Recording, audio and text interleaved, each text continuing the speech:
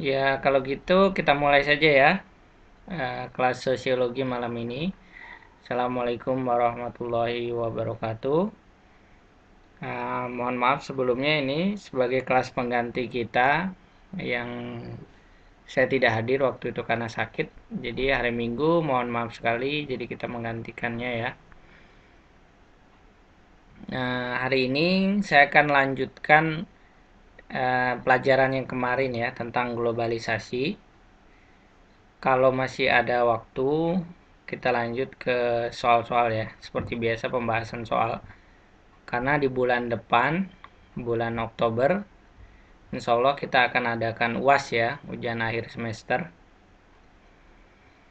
Jadi ya mohon dipersiapkan buat teman-temannya dari soal-soal yang saya kasih, juga dari apa dari soal-soal ini ya, soal-soal tugas seperti itu.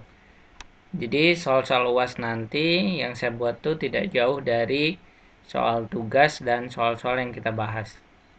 Jadi kalau mbaknya ngikut soal-soal yang kita bahas, ikut menyimak, terus mengerjakan tugas, insya Allah bisa. Ya, waalaikumsalam Mbak Rianti.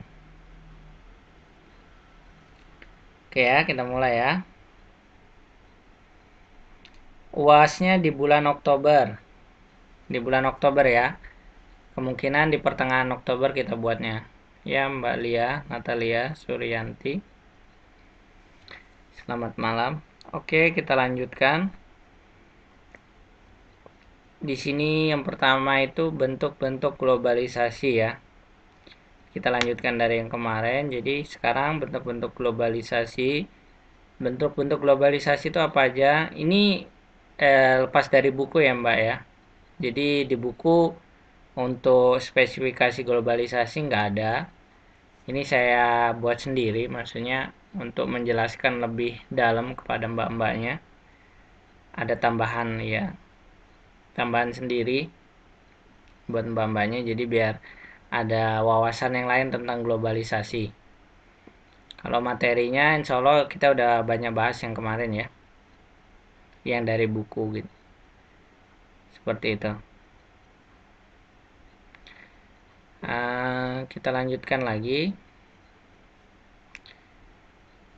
Bentuk-bentuk globalisasi yang pertama itu globalisasi informasi, globalisasi ekonomi, dan globalisasi kebudayaan ya.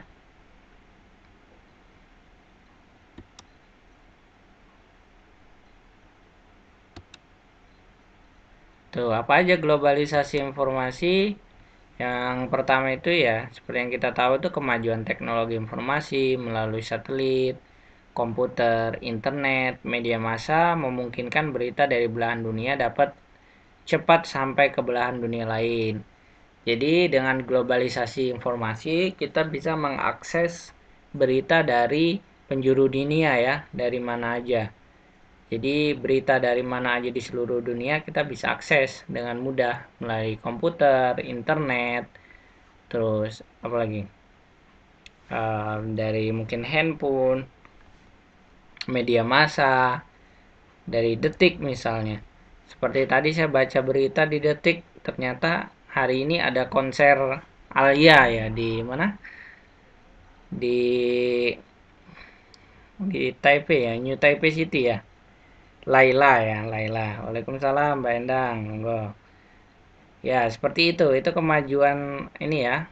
Itu namanya globalisasi informasi ya, dari kemajuan teknologi ya. Iya, kita saya lupa namanya. Jadi dengan mudah kita bisa tahu beritanya. Sebelumnya saya nggak tahu ya. Wah, ternyata ada Laila gitu. Laila di TMS ya. Oh, oh, oh di TMS semuanya nggak di tadi di Bangkyo ya, di Bangkyo. Saya lupa namanya. Oh, mbaknya di TMS. Ya, ya, ya. Jadi seperti itu ya. Jadi kita dengan mudah bisa mengakses berita dari mana aja ya. Seperti itu. Itu kemajuan teknologi informasi. Selanjutnya dengan globalisasi informasi itu dapat mengecilkan ruang dan waktu dan telah mengakibatkan bahwa hampir tidak ada kelompok orang di bagian dunia yang hidup dalam isolasi. Jadi dengan kemajuan informasi tadi hampir tidak ada ya, mungkin sebagian orang-orang yang di pelosok-pelosok yang seperti pertemuan yang lalu saya bilang, seperti misalnya orang di pedalaman itu yang nggak ada internet, nggak ada apa namanya, nggak ada sinyal handphone, itu yang mereka hidup seperti terisolasi ya, nggak tahu berita luar ya, seperti itu. Dan dengan globalisasi informasi itu mengecilkan orang-orang yang terisolir seperti itu ya.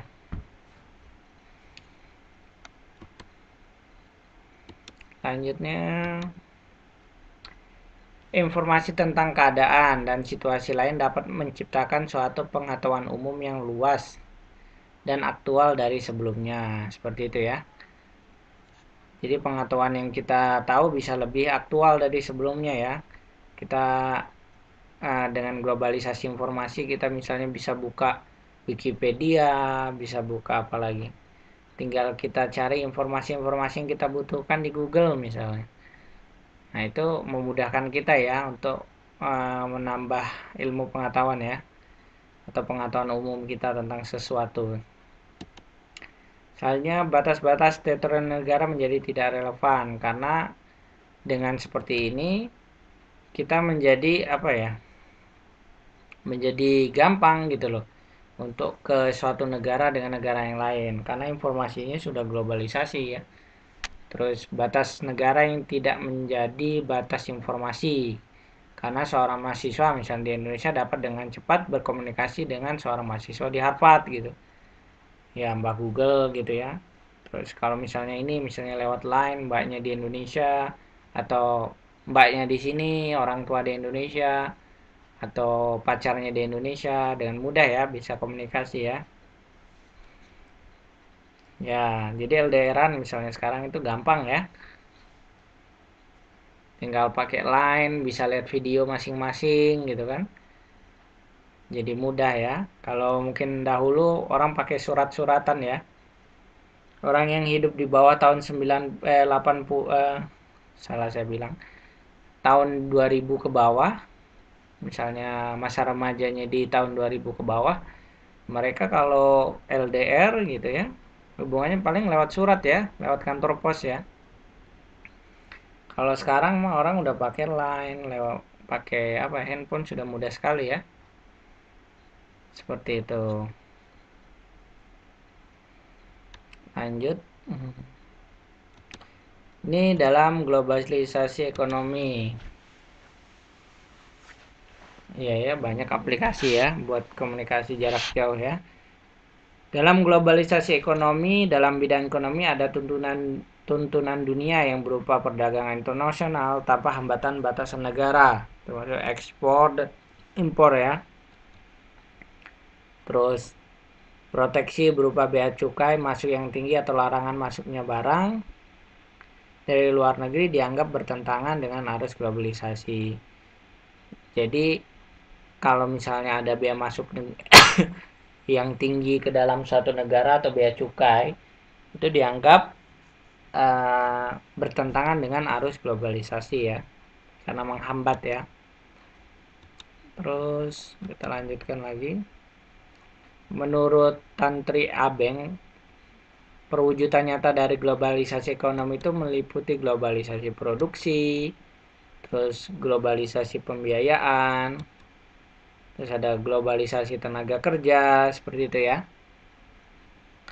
Terus ada lagi nih, globalisasi jaringan informasi, terus globalisasi perdagangan, seperti itu ya. Terus ini ada globalisasi kebudayaan ya. Globalisasi kebudayaan itu apa aja? Ada perkembangan globalisasi kebudayaan secara intensif terjadi pada abad ke-20 dengan berkembangnya teknologi komunikasi. Jadi perkembangan globalisasi kebudayaan secara intensif itu terjadi pada abad ke-20. Seperti itu ya. Terus Kemajuan teknologi informasi dan komunikasi itu membutuhkan penyesuaian tata nilai dan perilaku. Pada globalisasi kebudayaan, pengembangan kebudayaan diharapkan dapat memberikan arah bagi perwujudan identitas nasional yang sesuai dengan nilai-nilai luhur budaya bangsa. Itu ya, untuk globalisasi kebudayaan ya. Dilanjutkan. Ciri dan berkembangnya globalisasi kebudayaan itu apa aja? Sini yang pertama itu ada berkembangnya pertukaran kebudayaan internasional ya. Seperti saat ini kan kita banyak ya pertukaran kebudayaan internasional. Jadi banyak dari budaya Indonesia yang bawa ke luar negeri. Juga di luar negeri bawa yang ke Indonesia. Seperti misalnya barongsai, terus apa lagi di Indonesia? Yang kebudayaannya orang-orang Cina ya. Macam-macam ya. Dan mungkin kebudayaan Indonesia juga banyak yang di luar, misalnya orang pakai angklung, orang pakai apa, wayang golek, seperti itu ya. Terus ciri-ciri berkembang globalisasi kebudayaan itu adalah penyebaran prinsip multi kebudayaan. Selanjutnya berkembangnya industri pariwisata, seperti itu ya. Dengan berkembangnya industri pariwisata, jadi terjadi globalisasi kebudayaan ya. Terus semakin banyaknya imigrasi dari suatu negara ke negara lain. Itu termasuk berkembangnya globalisasi kebudayaan ya. Misalnya kayak sekarang nih banyak imigran yang dahulu misalnya imigran dari India ke Indonesia. Jadi ada budaya Indonesia, apa budaya India yang dibawa ke Indonesia. Terus Cina gitu ya. Jadi ada budaya Cina yang dibawa ke Indonesia, apa macam-macamnya seperti itu ya.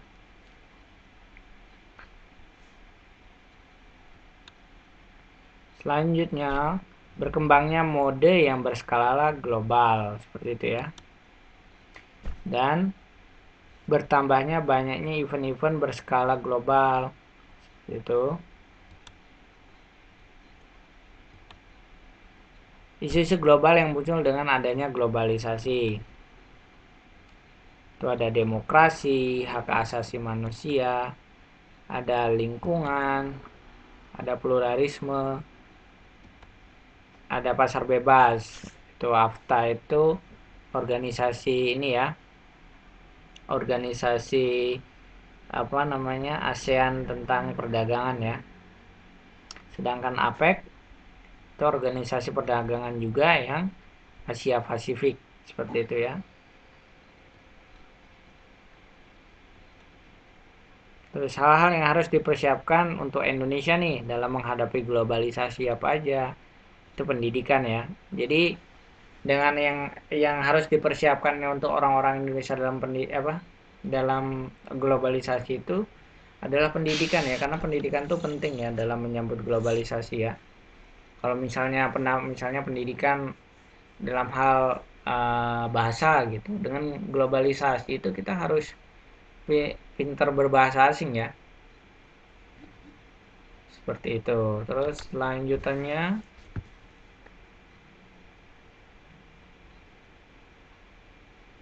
SDM-nya jadi lebih baik. Terus demokrasi dan stabilitas nasional. Jadi negara itu juga harus stabil ya. Kalau negaranya nggak stabil gitu, seperti yang terjadi di Suriah gitu kan, negaranya nggak stabil, perang terus gitu. Yang terjadi apa? Ya waalaikumsalam Mbak Sriwani, nggak apa-apa. Yang terjadi warga-warganya pada mengungsi semua malahan gitu ya. Pada pergi semua, kabur dari negaranya. Jadi itu stabilitas nasional itu wajib ya. Jadi kita bersyukur tinggal di Indonesia yang negaranya aman ya. Pemerintahnya baik ke rakyatnya, nggak ada masalah gitu. Coba di Suriah. Di Suriah itu presidennya sendiri yang menghancurkan warganya ya. Itu sangat luar biasa ya. Kita bersyukur gitu. Kita tinggal di Indonesia yang rakyatnya itu yang presidennya nggak apa maksudnya melindungi rakyatnya ya.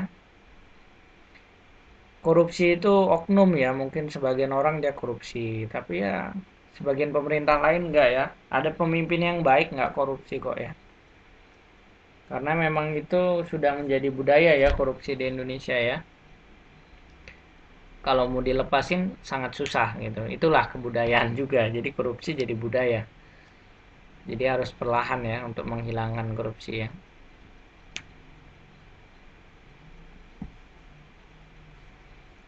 Jadi kita ya bersyukur tinggal di Indonesia, atau seperti di Taiwan gini, negaranya luar biasa ya, stabilitas nasionalnya bagus, nggak ada kekerasan, nggak ada perang gitu,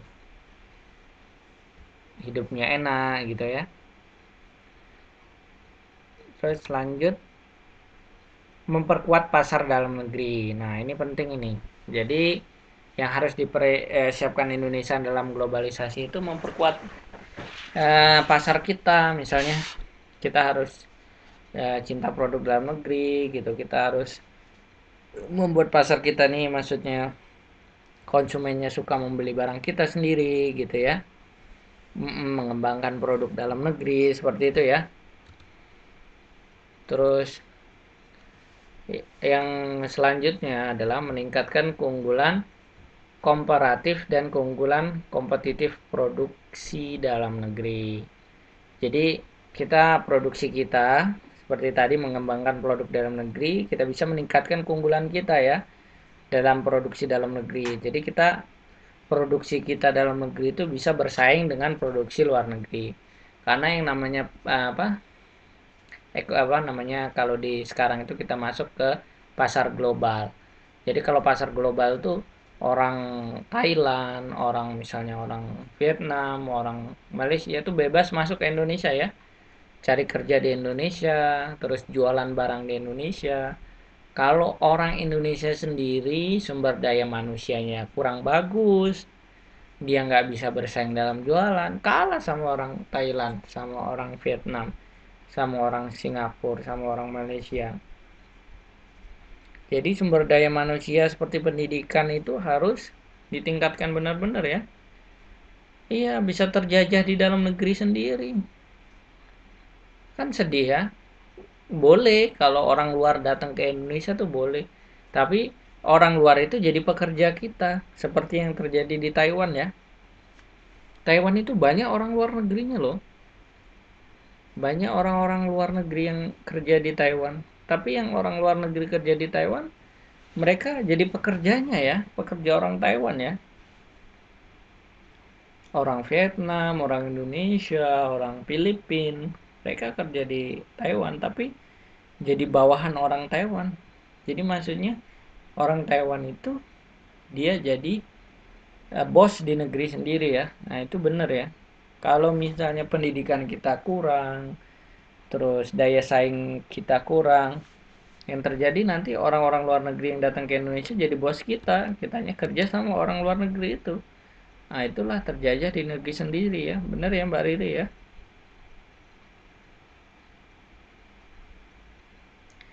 Kita gimana ya, kita siap nggak siap harus menerima ya, harus terbuka dengan globalisasi ya. Jadi memang sudah waktunya globalisasi itu dibuka di tahun 2015 atau 2016 ini ya. Jadi memang kesepakatan dari negara ASEAN atau negara Asia Pasifik itu untuk ASEAN ya, terutama ASEAN ya, untuk membuka pasar bebas ya, namanya pasar global ya.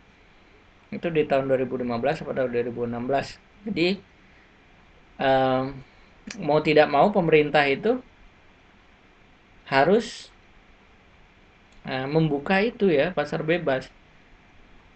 Walaupun nanti hasilnya apa, warga kita sendiri itu mungkin kesulitan ya saat ini ya. Mungkin kalau untuk di kota-kota besar sudah siap ya, tapi untuk di kota-kota kecil gitu yang di pedesaan, kasihan sekali ya.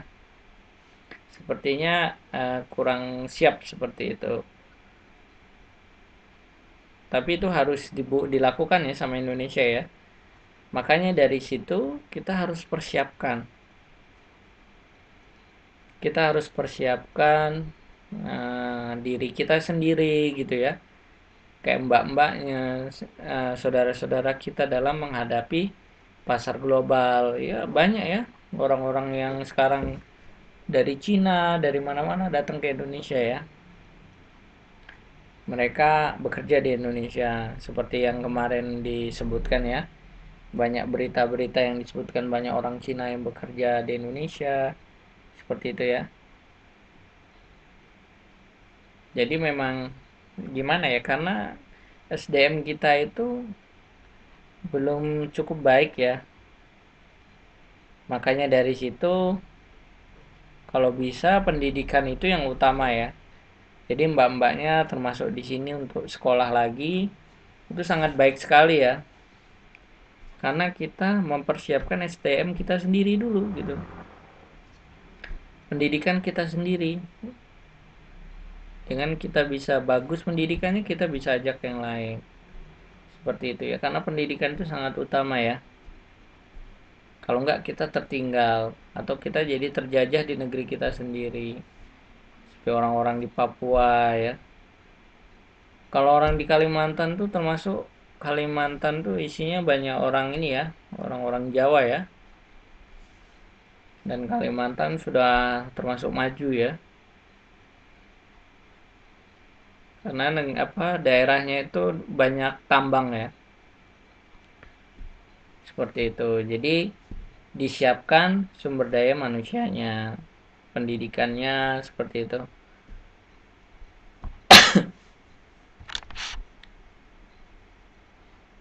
Selanjutnya,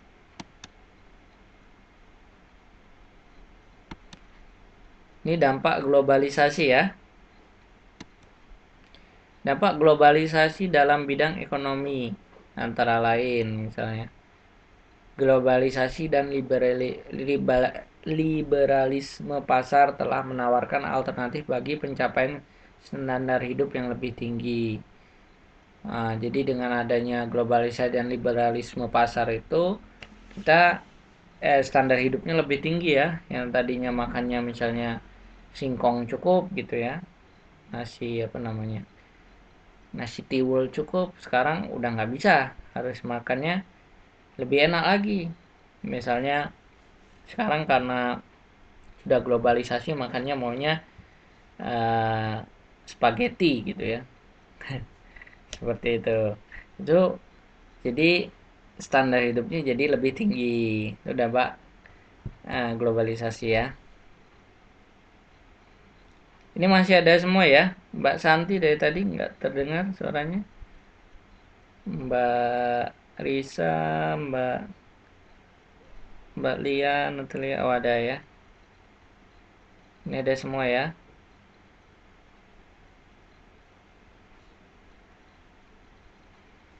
Oke, lanjut lagi.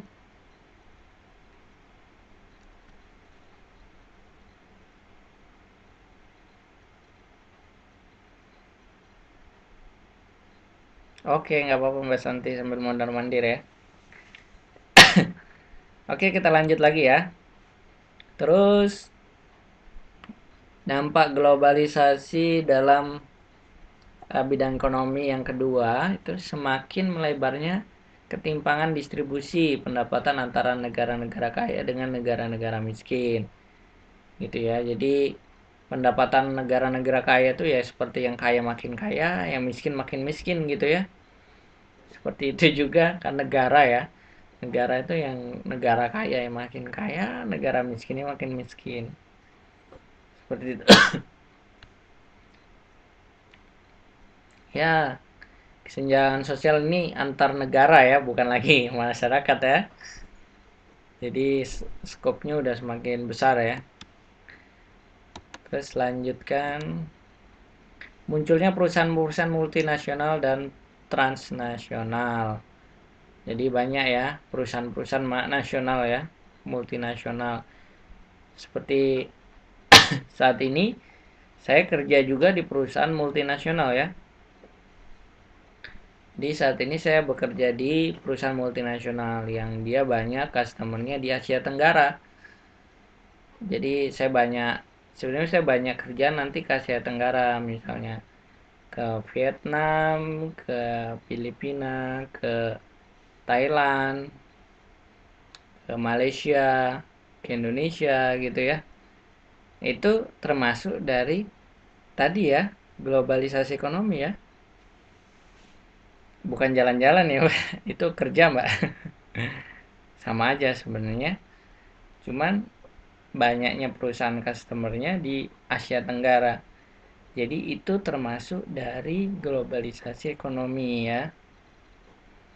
Itu perusahaan-perusahaan multinasional yang dia ngambil maksudnya pelanggan dari banyak negara. Seperti itu ya. Ya sambil menyelam minum air. Selanjutnya cara masuknya gimana? Masuk apa ya, Mbak?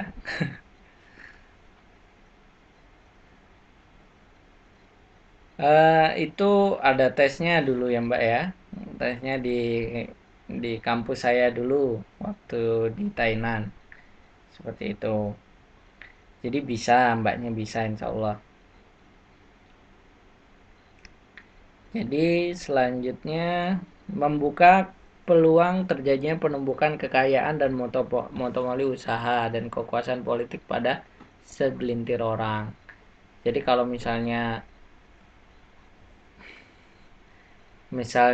kekayaan dan apa maksudnya perusahaannya makin ini ya, jadi bisa aja terjadi monopoli usaha ya. Misalnya usaha tertentu dimonopoli sama perusahaan tertentu.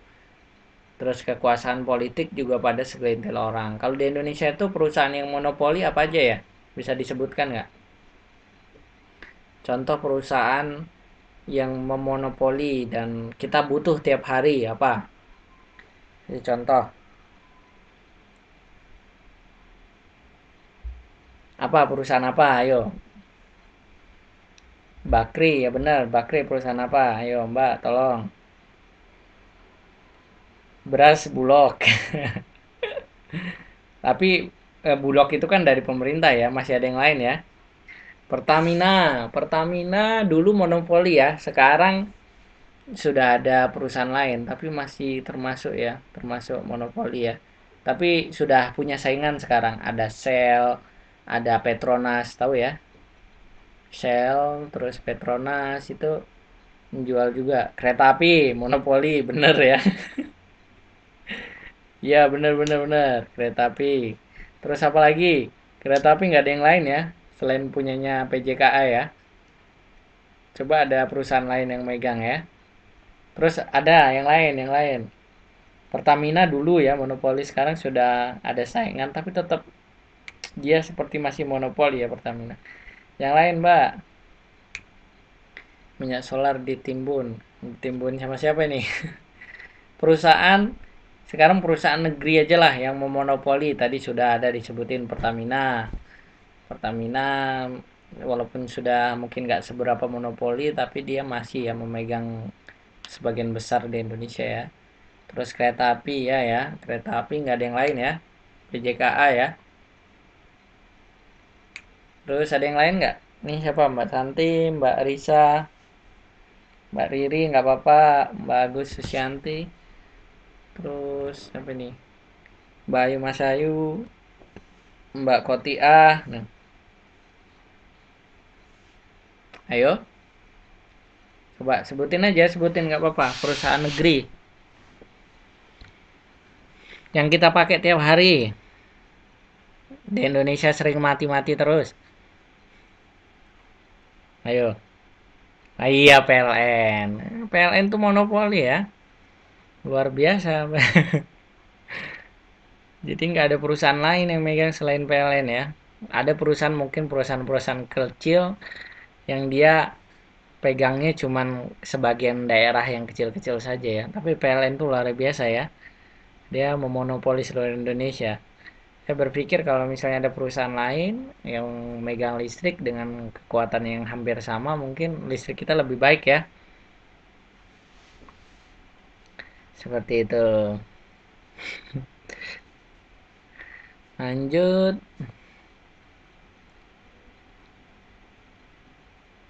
PLTU itu masih punya PLN ya. PLTU itu pembangkit listrik tenaga uap. Jadi banyak ya PLN itu. PLN itu kan pembangkit listrik negara ya. Dia banyak, dia punya PLTU, PLTG, terus pembangkit listrik geotermal, terus ada lagi PLTD, pembangkit listrik tenaga diesel. Ayo, banyak sekali. Terus ada lagi sangat banyak ya. Itu semua punyanya PLN. Jadi itu dimonopoli sama PLN ya. Jadi kita kalau apa-apa nggak bisa protes karena perusahaannya cuma satu ya, PLN ya. Makanya kalau dimati-matiin sama PLN kita nggak bisa ngapa-ngapain. Seperti itu. Kita lanjut lagi ya. Jadi sebenarnya sesuatu yang monopoli itu kurang baik ya. PLN tuh punya negara ya. Pembangkit listrik negara namanya. Jadi Pertamina, PLN, PJKA itu semua punya negara ya.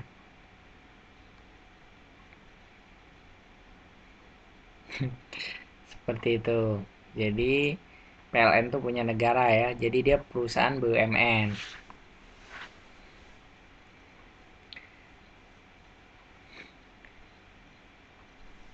Seperti itu. Kadang saya juga berpikir perusahaan-perusahaan monopoli ini mereka selalu protes ini ya rugi ya. Padahal mereka memonopoli gitu. Pasar itu hanya ke mereka. Tapi mereka selalu protes rugi gitu.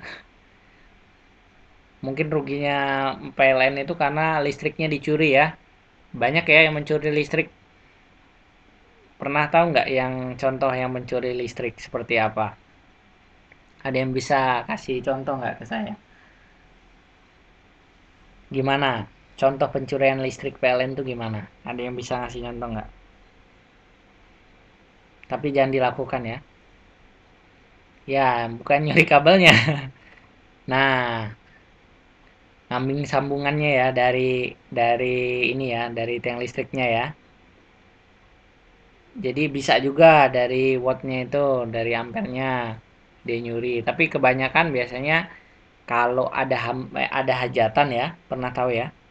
Kalau ada hajatan di kampung-kampung itu biasanya mereka langsung nyambung dari ininya ya, dari kabelnya ya. Nah, itu sangat berbahaya ya, jangan dilakukan ya. Nah, biasanya ketika lagi ada hajatan segala macam, mereka nyambung listrik langsung dari PLN situ ya, dari kabelnya ya, dari tiang listriknya. Itu sangat berbahaya sekali ya. Nah, mereka seperti seperti itu ya. PLN bilang, wah saya rugi nih, rugi nggak pernah untung. Ya, kenapa? Karena ada pencurian segala macam. Padahal mereka itu perusahaan monopoli ya. Maksudnya nggak ada saingannya ya.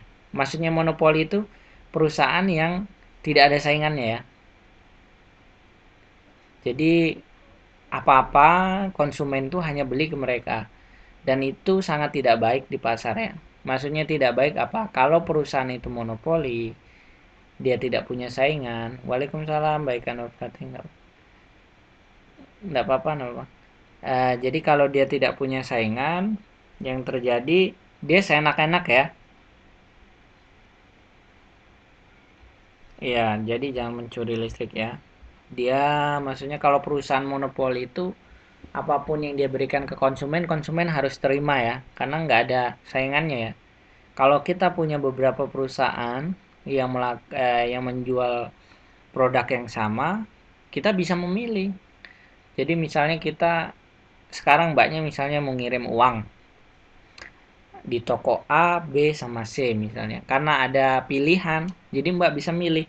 Oh, di toko A ternyata kursnya lebih tinggi, harganya lebih murah, nyampe nya cepat gitu. Jadi mbak pasti pilih itu.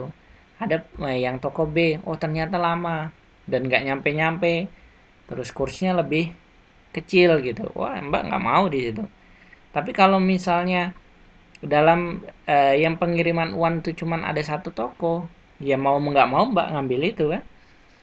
Jadi mbak-mbaknya mau terpaksa ya harus ke toko itu. Walaupun toko itu ngasih harga yang mahal, terus kursnya rendah, harga pengirimannya mahal gitu kan. Maka itu namanya monopoli ya. Kita lanjut ya. Jadi monopoli itu sangat tidak baik. Kita lanjutkan lagi. Munculnya lembaga-lembaga dunia ekonomi seperti Bank Dunia, Dana Moneter Internasional, WTO, seperti itu ya. Jadi kayak Indonesia misalnya kurang uang, dulu Indonesia pernah punya uang utang di mana coba? Di IMF ya. Ya, IMF. Nah, dulu pernah punya utang di IMF. Itu termasuk lembaga-lembaga ekonomi dunia ya, yang ngutangin negara-negara, termasuk Yunani.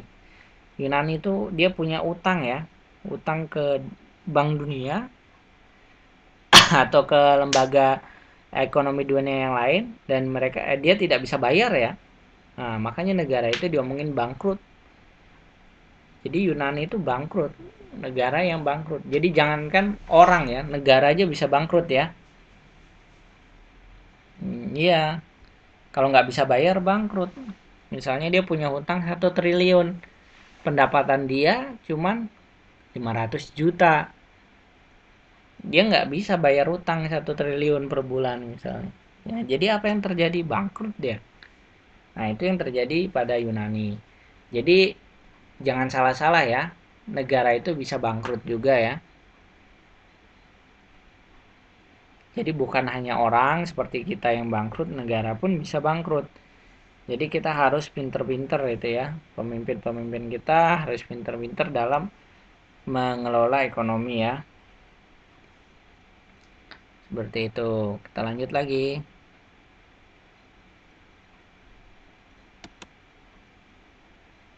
Dampak globalisasi dalam bidang sosial budaya. Semakin bertambahnya semakin bertambah globalnya berbagai nilai. Ya nggak apa-apa Mbak, sinyalnya kalau kurang ini cari sinyal yang baik ya. Semakin bertambah globalnya berbagai nilai budaya kaum kapitalis dalam masyarakat dunia. Terus merebaknya gaya berpakaian barat di negara-negara berkembang. Banyak ya gaya berpakaian barat ya. Kita lihat bisa di negara kita sendiri gitu ya, cara berpakaiannya gitu, cara bergaulnya udah ke barat-baratan ya, itu westernisasi. Terus menjamurnya produksi film dan musik dalam bentuk kepingan CD atau DVD. Itu dalam global ya, globalisasi ya. Sekarang kayak misalnya mbak-mbaknya gitu ya, banyak yang film-film suka film Korea. Itu termasuk suka sosial budaya di Korea ya, misalnya drama Korea gitu ya, kehidupan orang-orang di Korea gimana. Oh, Jepang ya. Tapi di Indonesia banyak yang Korea ya. Sekarang ini kayaknya lagi nih Korea ya. Tapi Jepang juga. Jadi banyak yang sudah beli CD-CD-nya ya, DVD-nya gitu ya. Satu film full berapa, misalnya 30 episode atau 22 episode gitu. Iya, sebenarnya dulu juga saya berpikir, wah orang-orang Korea ini ganteng-ganteng, cantik-cantik ya. Setelah saya cek ternyata mereka semua kebanyakan itu operasi plastik ya. Jadi kebanyakan orang-orang Korea itu mukanya nggak murni ya mas. Jadi kebanyakan dari mereka itu operasi plastik. Ada yang asli tapi nggak, ya sebagian lah. Rata-rata mereka itu operasi plastik walaupun sedikit. Misalnya hidungnya dimancuin dikit atau alisnya dibuat lebih lebih tebal dikit gitu ya.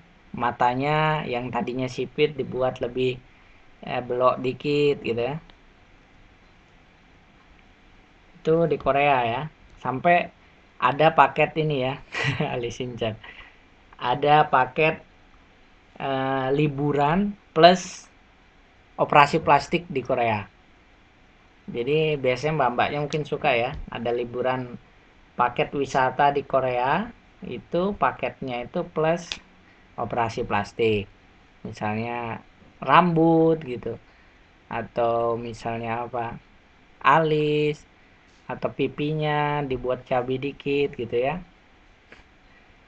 Oh, itu pengetahuan umum ya, bukan pengalaman ya. Jadi seperti itu ya. Saking sudah sangat biasanya di Korea itu tentang operasi plastik ya. Jadi buat perempuan-perempuan atau laki-laki yang pengen tambah ganteng, tambah cantik, itu kebanyak di Korea sana ya, operasi plastik ya. Ya, mahal ya. Tapi biasanya orang-orang seperti itu sudah tidak pikirin biaya ya. Yang penting mereka bisa lebih cantik seperti itu ya. Kalau di Thailand, mereka juga ada operasi plastik biar tambah cantik. Tapi yang tambah cantik adalah laki-laki ya. Itu di Thailand ya. Jadi kalau orang-orang transgender itu larinya ke Thailand ya. Kalau orang-orang yang kayak pengen tambah cantik, tambah ganteng itu Korea. Tapi kalau untuk yang transgender gitu ya, orang-orang laki-laki terus pengen jadi perempuan, jadi tambah cantik tuh biasanya ke Thailand ya. Ya, di Thailand ya. Di Thailand tuh banyak cowok-cowok cantik ya. Seperti itu. Kita lanjutkan. Mereka kalau misalnya operasi plastik sudah menyeluruh ya. Nggak hanya sebagian-sebagian ya. Semua sudah diganti ya. Makanya sangat berbahaya sekali itu bagi wisatawan-wisatawan yang pada ke Thailand. Harus benar-benar diperhatikan ya. Saya lanjutkan. Jadi mbak-mbaknya bisa liburan ke Thailand ya kalau sempat waktu. Misalnya nanti mau pulang gitu habis kontrak 3 tahun, pulang mampir dulu aja ke Thailand atau ke Vietnam. Kita nggak butuh visa ya. Jadi orang-orang Indonesia yang mau ke Asia Tenggara itu nggak butuh visa.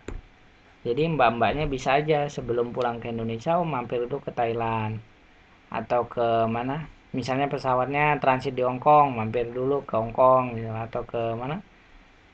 Ke Singapura. Kalau Hong Kong kayaknya mungkin susah, tapi coba kalau ke Singapura enggak ya. Oh, cukup paspor aja ya. Ke Jepang bisa bebas visa asal ini ya. Asal paspornya itu elektronik paspor ya. Jadi paspor yang elektronik ya. Kalau enggak bisa ya. Kita harus ganti dulu paspornya ya. Kalau paspor saya paspor yang manual ya, masih yang biasa ya. Tempat saya masih yang manual.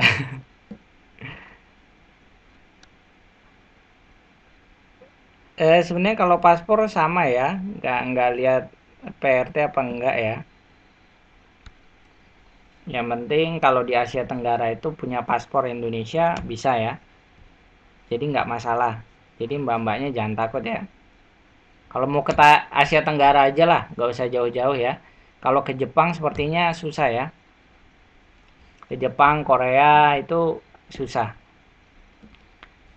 Kalau ke Asia Tenggara gampang ya. Mbaknya cuma ngisi form di misalnya di imigrasinya, itu tinggal ngisi form apa dari mana gitu, mau kemana, seperti itu aja ya. Itu sudah bisa masuk misalnya ke Thailand, ke Filipina, ke Vietnam.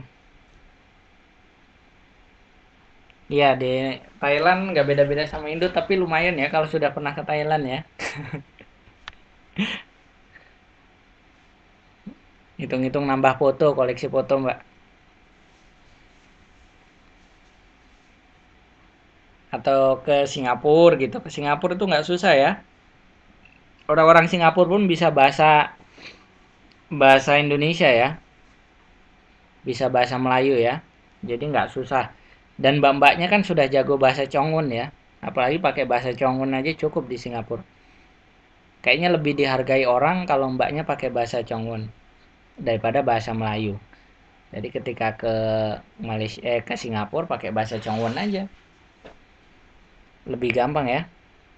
Ya, di sana banyak sekali orang Cinanya ya dan mereka semua bisa bahasa ini ya Mandarin ya. Ya ke Singapura aja. lebih enak. Orang India juga banyak. Kalau India dia biasanya pakai bahasa Inggris ya. Ya, Inggris. Jadi sebenarnya bahasa di Singapura itu banyak orang bisanya bahasa Inggris. Jadi bahasa Inggris dan bahasa ibu. Jadi rata-rata semua orang di Singapura yang muda-muda dia bisa dua bahasa ya, bahasa Inggris dan bahasa ibunya. Misalnya ibunya orang Cina ya bahasa Mandarin. Kalau ibunya orang India ya dia bahasa India. Kalau ibunya orang Melayu ya bahasa Melayu gitu ya. Ya bahasa Tamil ya. Seperti itu. Wah, ini kayaknya Mbak Santi udah pernah ke Singapura ini. Oh, pernah ya. Ya bagus ya. Tuh, Mbak Santi sudah pernah ke Singapura 2 tahun di sana. Waduh, pengalamannya luar biasa ya. Wah, keren sekali nih Mbak Santi nih. Nah, jadi seperti itu ya. Kalau sudah pernah kemana-mana itu enak ya. Jadi pengetahuannya lebih luas gitu kan. Jadi bisa kemampuannya lebih bagus. Mungkin Mbak Santi udah bisa bahasa Inggris ini jangan-jangan.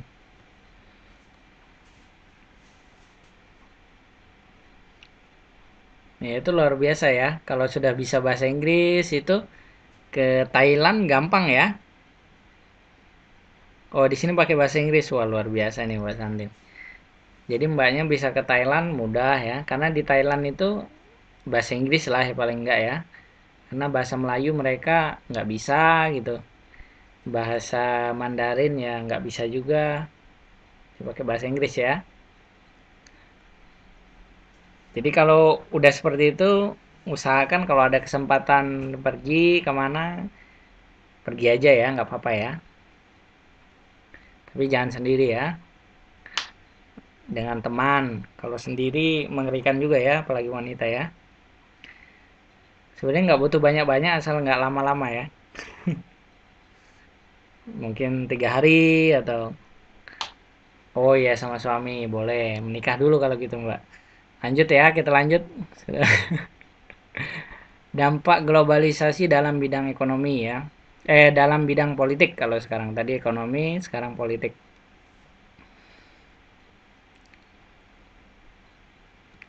Yang pertama, negara itu tidak lagi dianggap sebagai pemegang kunci proses pembangunan. Seperti itu ya, itu globalisasi dalam bidang politiknya ya. Selanjutnya, para pengambil kebijakan publik di negara sedang berkembang mengambil jalan pembangunan untuk mengatasi masalah sosial dan ekonomi. Waalaikumsalam Mbak Wirahayu. Ya nggak apa-apa. Selanjutnya timbulnya gelombang demokratis dan menakan kebebasan. Jadi kalau udah globalisasi politik itu orang semua kepengen kebebasan ya. Bebas berpendapat, bebas berkelakuan gitu ya. Itu kurang bagusnya ya. Jadi kalau misalnya kita ngomongin seseorang, berpendapat tentang seorang itu langsung-langsung saja ya. Ya nggak apa-apa Mbak, digendong nggak apa-apa babynya. Jadi kebebasan itu nggak semua baik ya. Kalau terlalu bebas itu bisa menyakiti perasaan seseorang ya. Bebas dalam artian kita membatasi diri dengan tidak menyinggung seseorang ya, atau menyinggung suatu umat atau satu kaum ya. Contoh yang diambil kemarin sama orang-orang di Prancis ya, dengan menggambar kartu Nabi Muhammad misalnya, itu kan sangat menyinggung umat Islam gitu ya. Ya misalnya menyinggung presiden atau menyinggung apa ya, mereka berdalih wah itu mah kebebasan berpendapat dong, kebebasan berekspresi saya dong. Tapi kan itu tidak, maksudnya melanggar, maksudnya melanggar ini orang ya, menyakiti hati orang ya, itu nggak boleh ya. Jadi yang terjadi yang seperti kemarin di Prancis itu karena mereka sangat menyinggung ya, menyinggung umat muslim ya, seperti itu dan banyak banyak lainnya ya. Jadi hal-hal yang walaupun dianggap sebagai kebebasan berpendapat tapi kita membatasi diri ya, dengan melihat apakah ini menyinggung perasaan orang atau tidak. Seperti itu ya.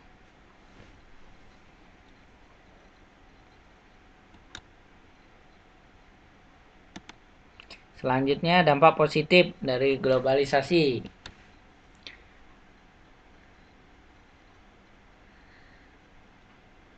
Ya, babynya digendong baik-baik mbak, jangan sampai nangis. Lanjut, mudah memperoleh informasi dan ilmu pengetahuan ya. Dampak positif dari globalisasi ya, gampang sekali ya. Jadi kita mau informasi apa, kita tinggal cari ya. Di YouTube, di Google, di apalagi di Wikipedia, di segala macam. Jadi kita mau tahu informasi apa aja tinggal cari ya. Misalnya sejarah Indonesia, kita tinggal cari, tinggal ketik gitu. Mudah sekali ya. Terus apa misalnya pengungsi atau apa di Arab Saudi segala macam itu gampang ya.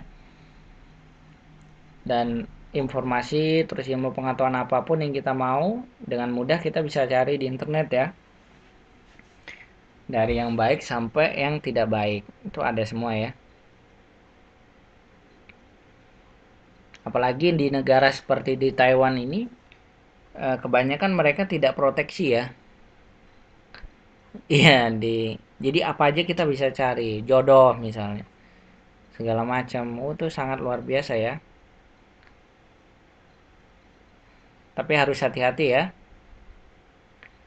Hati-hati memilih-milih lewat internet ya. Seperti itu. Mudah melakukan komunikasi termasuk saat ini ya. Pembelajaran kita lewat widget ini termasuk dari kecanggihan atau dampak dari globalisasi. Kita bisa ada kelas lewat internet seperti ini ya.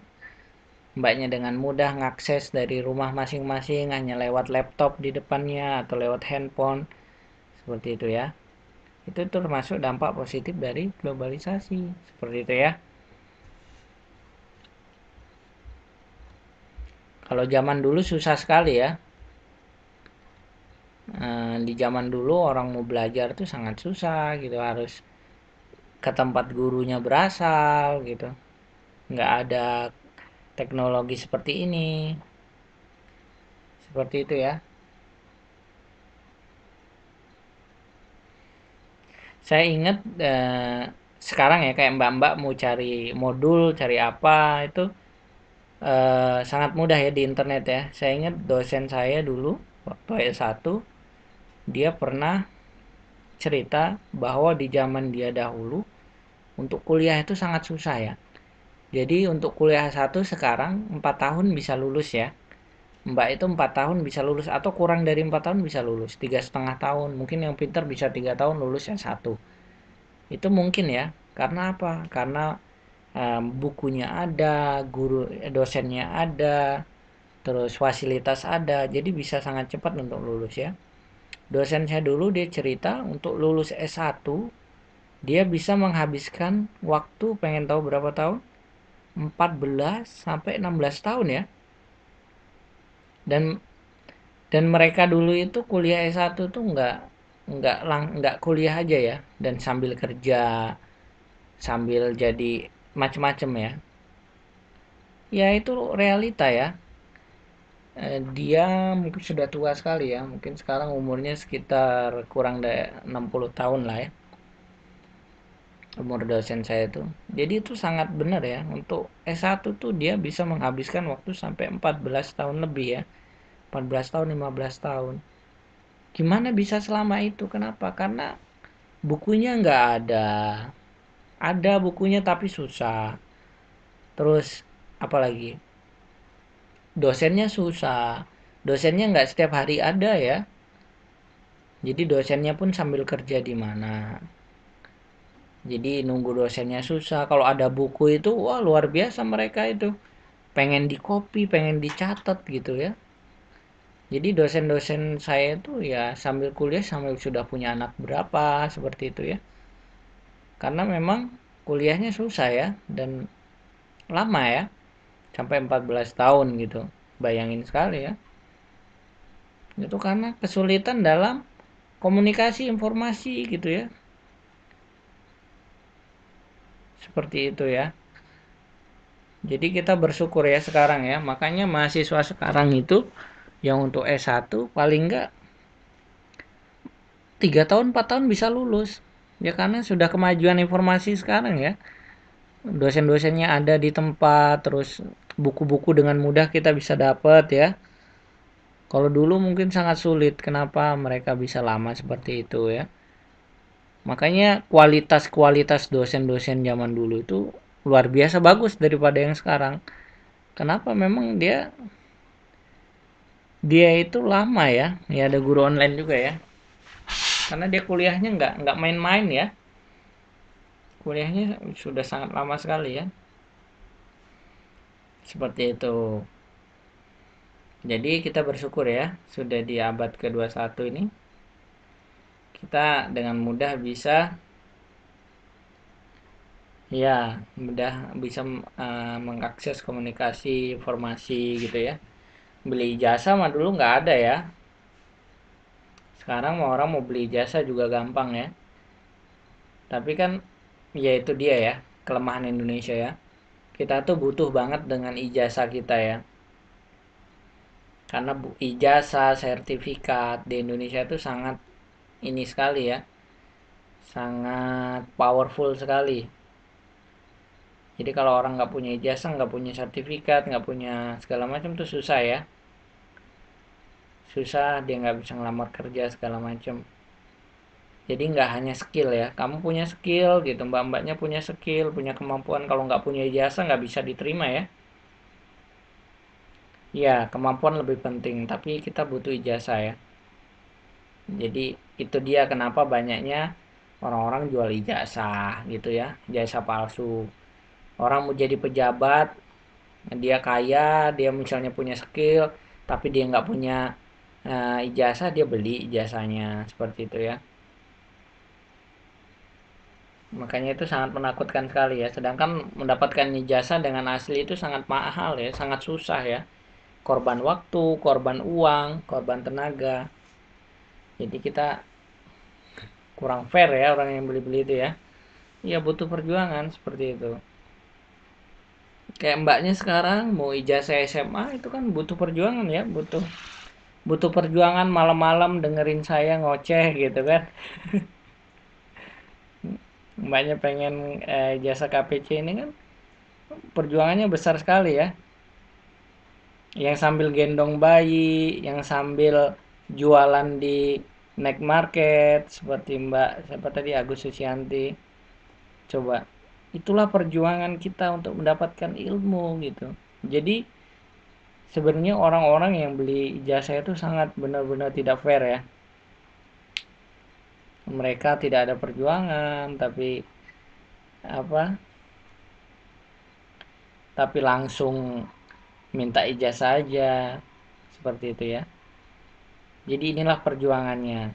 Tapi justru sekolah itu yang penting di seperti ini ya prosesnya ya, bukan hasil ya.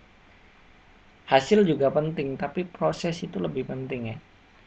Jadi apapun itu pastikan di prosesnya ya. Jadi dari proses itu kita belajar. Seperti itu. Jadi seperti mbak-mbaknya sekarang ini melalui proses untuk mendapatkan ijazah paket C. Seperti itu ya. Jadi bersemangat mbak-mbaknya ya. Ini adalah proses dari belajar. Iya, jangan mentang-mentang punya uang gitu ya. Nanti kalau mbaknya mampu melalui proses ini gitu ya. Proses belajar seperti ini gitu dengan ketekunan, dengan ketabahan. Selanjutnya untuk melanjutkan pendidikannya lebih tinggi itu akan lebih mudah ya. Misalnya nanti mbaknya mau lanjut ke S1, S1-nya di Indonesia di sini ada juga kan ya, universitas terbuka di Taiwan sini ya. Mbaknya kalau mau ngikut juga. Nah, itu luar biasa ya. Jadi kalau masih ada kesempatan untuk belajar, belajar. Kalau perlu sampai S3 gitu ya. Jangan hanya misalnya sudah SMA, sudah cukup. Jangan ya. Jadi mbak-mbaknya ini harus terus sekolah ya. semampu semampu kita ya. Kalau bisa sampai S2 S2, S1 S1, S3 S3 gitu ya. Jangan pernah berhenti ya. Atau mungkin nggak perlu misalnya yang bergelar pun, yang lain pun mungkin nggak masalah ya. Seperti itu. Berjuang sampai akhir ya. Seperti yang saya lihat di Kick Andy itu, ada nenek-nenek yang sudah umurnya sekitar 50 tahun, dia masih kuliah ya. Dia mulai kuliah S1 umur 50 tahun atau kurang dari 50 tahun. Dia lulus S3 itu umur 60 tahun. Jadi dari mulai kuliah S1 itu umurnya 40 tahunan ya. Tapi dia terus kuliah, kuliah, kuliah, kuliah, kuliah. Sampai dia lulus S3. Akhirnya dia jadi dosen, bayangin. Dia mau mulai kuliahnya umur 40 tahun lebih. Dia udah punya anak, anaknya udah gede-gede gitu ya. Dan dia mau kuliah. Betul lah ya. Jadi harus ada semangat untuk itu ya. Ini masih ada di situ ya, Mbak Santi, Mbak Risa, Mbak Riri. Jadi kita ini buat penyemangat kita ya. Jadi jangan terhenti, jangan terhenti dari apa yang sudah kita gapai di depan kita terus. Kalau masih ada kesempatan, masih ada kemampuan, terus jangan berhenti ya belajar ya. Jangankan yang masih single kayak mbak-mbaknya, yang sudah punya anak, sudah tua pun masih bisa kuliah sampai S3. Gitu ya.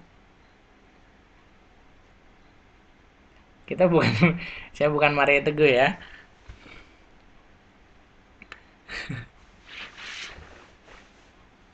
Jadi seperti itu. Jadi buat motivasi aja. Karena saya pun seperti itu ya. Saya pun termotivasi untuk terus kuliah ya. Walaupun saya sudah bekerja, saya masih ingin terus kuliah. Karena apa? Karena ilmu pengetahuan tadi ya. Semangat tadi, sumber dayanya tadi. Seperti itu. Kalau mbaknya ijazah sudah tinggi, pendidikannya sudah tinggi, mbak bisa berbagi ya. Pulang ke kampung, bisa ngajar di rumah. Bisa buka sekolahan. Terus apa lagi? Bisa bantu orang-orang di kampung yang misalnya nggak lulus SD, nggak lulus SMP. Kan luar biasa ya. Jadi pulang dari Taiwan nggak hanya bawa uang ya, tapi bawa juga uang ya. Tuh pendidikan tinggi.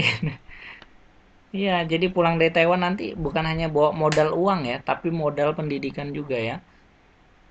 Banyak ya, seperti mbak yang di Hong Kong itu yang saya lihat masuk ke Candy dia bisa lulus dari Hong Kong itu S1 ya di Hong Kong ya, luar biasa ya. Lulus S1 di Hong Kong bukan universitas terbuka ya, universitas umum ya. Universitas umum di Hong Kong, dia bukan universitas terbuka ya. Lulus S1 di Hong Kong itu sambil kerja. Jadi PRT dia kerjanya. Ya, itu karena ada semangat aja. Semua orang bisa asal ada semangat. Itu sambil kerja jadi PRT loh. Dia minta izin lopannya mungkin. Izin lopan mau kuliah, kuliah terus pulang kerja lagi. Seperti itu ya. Dan pulang sampai rumah dia buka sekolahan sama suami. Luar biasa nggak? Nah, seperti itu kalau ada semangat lakukan. Jadi jangan hanya kepikiran untuk cari uang aja terus ya, tapi cari ilmu juga ya.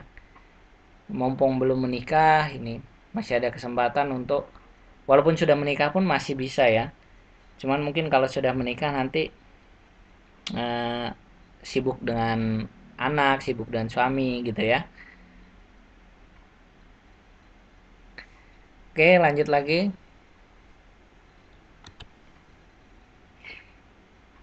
Cepat dalam berpergian atau mobilitas tinggi. Jadi dengan globalisasi itu kita bisa kemana-mana dengan gampang ya, cepet ya.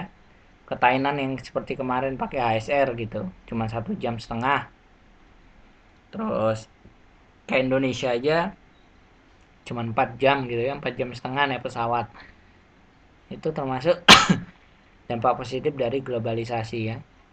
Mobilitasnya tinggi. Jadi kemana-mana gampang, cepat gitu ya. Kayak di Taiwan ini ada MRT ya. MRT itu sangat membantu sekali ya, kemana-mana cepat, murah gitu ya. Coba kita bayangin kita naik motor aja di sini di Taipei itu lama ya.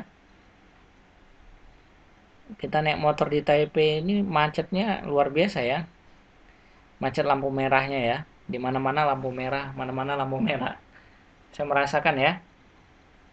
Mungkin beda sama yang di Thailand karena jalannya kosong, sedikit lampu merah. Kalau di Taipei sangat susah ya. Termasuk dampak positif dari globalisasi. Menumbuhkan sikap kosmopolitan dan toleran seperti itu ya.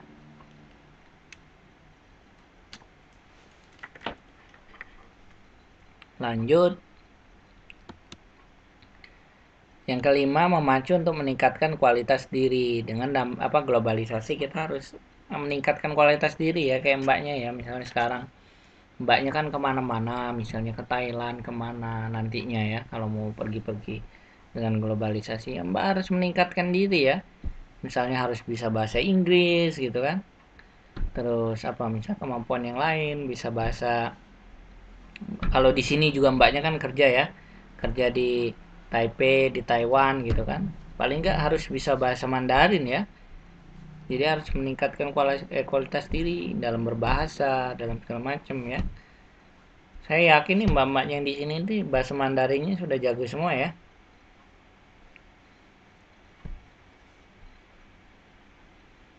Saya yang sudah 2,5 tahun di sini, waduh bahasa Mandarin saya masih jelek ya. Kemampuannya masih rendah sekali, untuk mengerti orang ngomong itu sangat susah ya. Jadi wah itu luar biasa, itu sudah ngerti ya, udah bisa nyambung ya kalau diajak ngomong orang ya. Jadi sebelum kesini dulu ada pelatihan bahasa gitu ya mbak ya.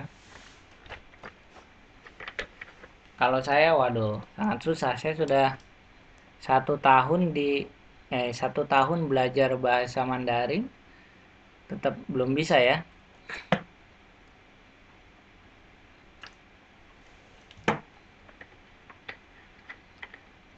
Saya awal kuliah di sini saya belajar bahasa Mandarin 1 tahun, tapi ternyata susah ya bahasa Mandarinnya.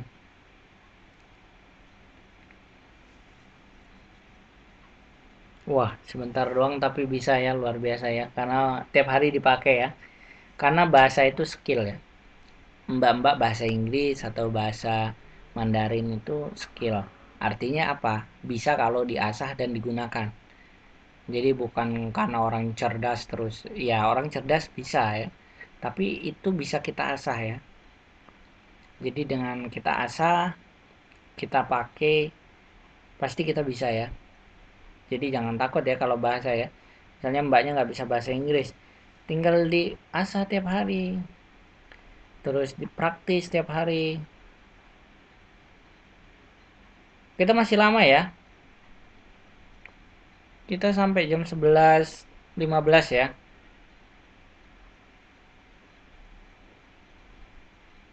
50 menit lagi. Waduh, mbaknya salah ini. 3 jam pelajarannya ya. Iya, kita kemarin yang saya cuti, masih nggak bisa apa namanya, nggak bisa hadir itu 3 jam ya harusnya ya. Jadi dalam dalam 1 bulan itu kita ada pertemuan yang sekali hanya 2 jam. Yang lainnya 45 kali 3 kali ya. 45 menit kali 3 ya. Jadi 135 ya. Ya, saya minta maaf ya sebelumnya ya. Minggu libur ya. Mengganti yang kemarin ya. Jadi karena kemarin saya sakit, itu yang saya sakit kemarin tuh harusnya,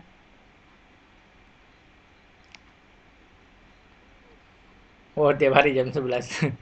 Waduh, minta maaf sekali nih mengganggu waktu mbaknya nih ya.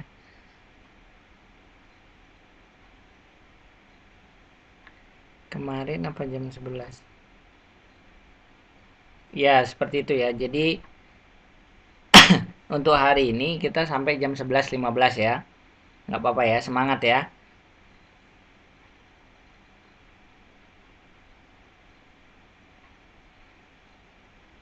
Semangat, nggak apa-apa, semangat belajar, jangan ini ya, sambil tiduran ya nggak apa-apa.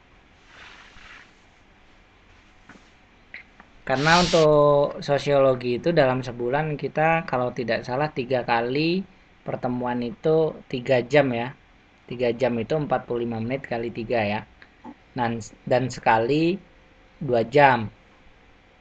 45 menit kali 2. Jadi memang waktunya aneh sebenarnya. Saya juga sempat berpikir kok seperti ini gitu. Soalnya harusnya kalau tahun sebelumnya sosiologi itu ada ketemu di ini ya, ketemu di KDI ya, tapi tahun ini nggak ada.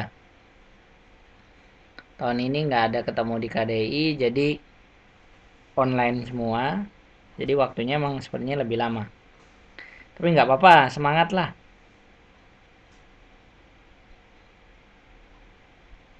Ayo semangat semangat. Gimana ini? Kok nggak ada yang semangat gini? Oke, saya lanjut aja ya, nggak apa-apa ya, semangat ya. Belajar itu kita harus butuh pengorbanan ya. Ini mbaknya sudah berkorban uang, coba. Itu ikut KPC kan berkorban uang ini, berkorban waktu. Kita harus benar-benar di ini ya, diambil manfaatnya ya.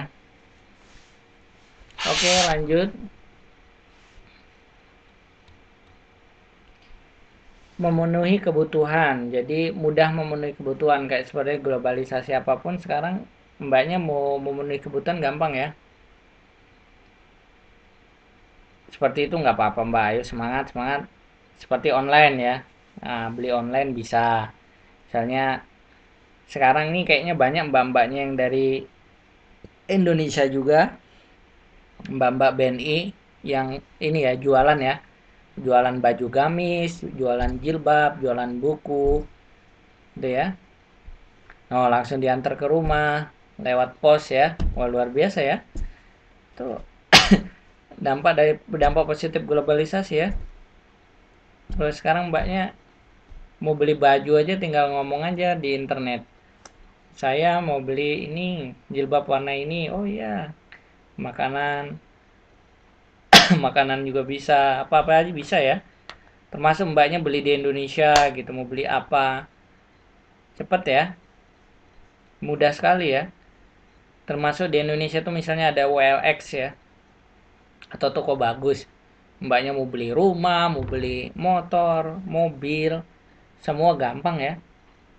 Tinggal beli dari online, ketemu orangnya di OLX ya. Sama apa toko bagus. Kalau Kaskus itu forum diskusi ya biasanya. Lanjut.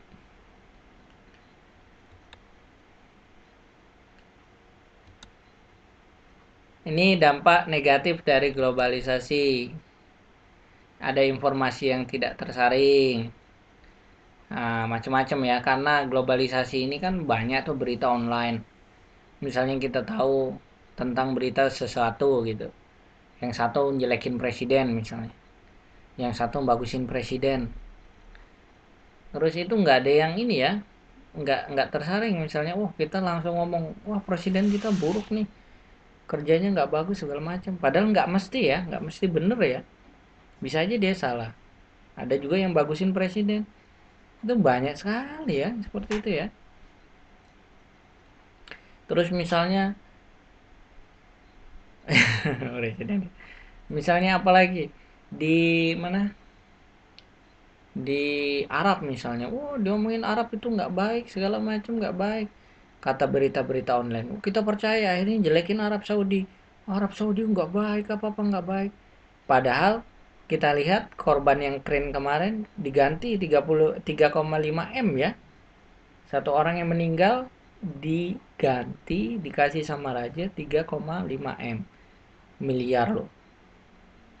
Tuh, terus orang yang apa? Orang yang cedera diganti 1,8 miliar. Presiden dibilang gay di Taiwan. Wah, itu ya informasi tidak tersaring ya. Seperti itu. Yang ya seperti di Arab ya, luar biasa ya. Kita sudah jelek-jelekin padahal Arab Saudi bagus sekali ya. Dia ngasih apa namanya? ngasih kepada jamaah yang meninggal tuh 3,5 M. Indonesia jamaah yang meninggal kemarin dikasih asuransi berapa? Mega asuransi ngasihnya 30 juta gitu. 33 juta yang indikasi untuk orang yang meninggal, bayangin. Arab Saudi ngasih orang yang meninggal berapa? 3,5 M gitu loh. Jadi seperti itu ya.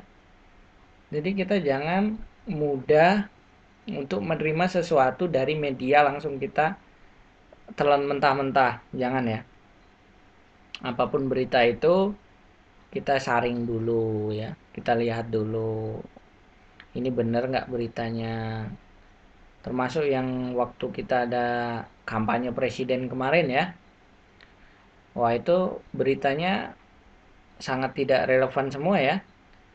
Yang TV A memberitain presiden ini yang terbaik, TV B memberitain presiden ini yang presiden B yang terbaik gitu kan. Akhirnya perang antara A dan B medianya. Wah itu jelas sekali ya. Kayak gitu mah nggak usah ditonton aja ya. Seperti itu. Lanjut, perilaku konsumtif. Nah, dengan globalisasi kan mbaknya bisa lihat-lihat dari online ya. Segala macam. Oh, ada toko online nih. Toko bagus misalnya apa segala macam. Ada handphone bisa beli langsung diantar gitu. Wah, jadi mbaknya konsumtif jadinya ya. Wah, ini handphone bagus nih. Ada baru gajian. Wah, beli ah gitu. Nah, itu biasa sering ya seperti itu ya. Terus ada wah ada jilbab bagus nih gitu. Terus ada baju gamis bagus. Ah, belilah gitu. Dengan mudah sekali ya itu jadi konsumtif ya. Iya, tadinya nggak ada niat beli, bagian buka-buka internet gitu, ngeliat barang-barang bagus. Biasanya mbak-mbak suka kan. Kalau belanja-belanja gitu biasanya mbak-mbaknya suka semua ya. Jadi yang niatnya nggak ada beli, jadi jadi beli ya. Jadi perilakunya dikonsumtif ya. Jadi kepincut ya. Jadi yang jualan menang ya. Terus strategi marketing seperti itu ya. Lalu selanjutnya terus membuat sikap menutup diri dan berpikir sempit ya.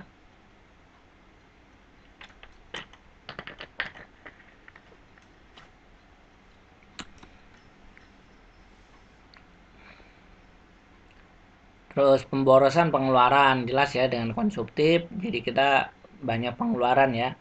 Terus meniru perilaku yang buruk dari banyak-banyak yang informasi tidak tersaring kita bisa niru itu ya. Itu dampak negatif globalisasi ya.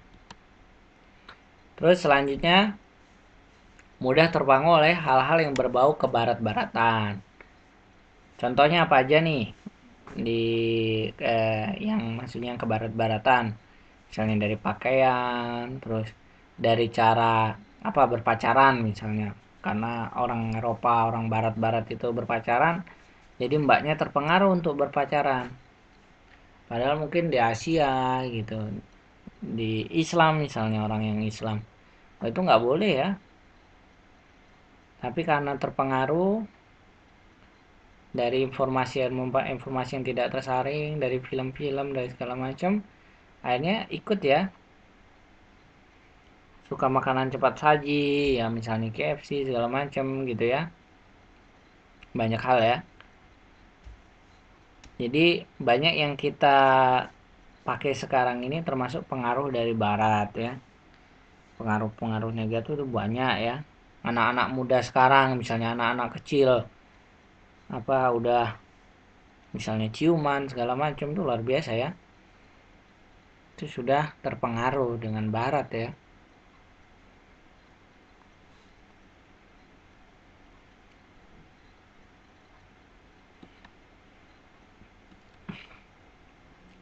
Sikap positif terhadap dampak globalisasi itu adalah dengan menyiapkan SDM yang berdaya saing melalui pendidikan. Nah ini yang seperti yang kita bahas tadi ya. Jadi kita harus bersikap positif ya terhadap globalisasi dengan pendidikan. Jadi mbak-mbaknya, semua tetangga, semua kita harus siapkan pendidikan ya. Sumber daya manusianya harus ditingkatkan ya. Dengan kita pintar, dengan kita pendidikannya baik, kita bisa menerima globalisasi, tidak terpengaruh dengan dampak negatif dari globalisasi, tapi kita bisa menyikapinya dengan sikap positif ya. Seperti itu. Terus yang kedua, menyiapkan perekonomian agar siap menghadapi era pasar bebas. Nah, ya ini lagi sambil minum ya. Jadi kita harus menyiapkan perekonomian segala macam ya.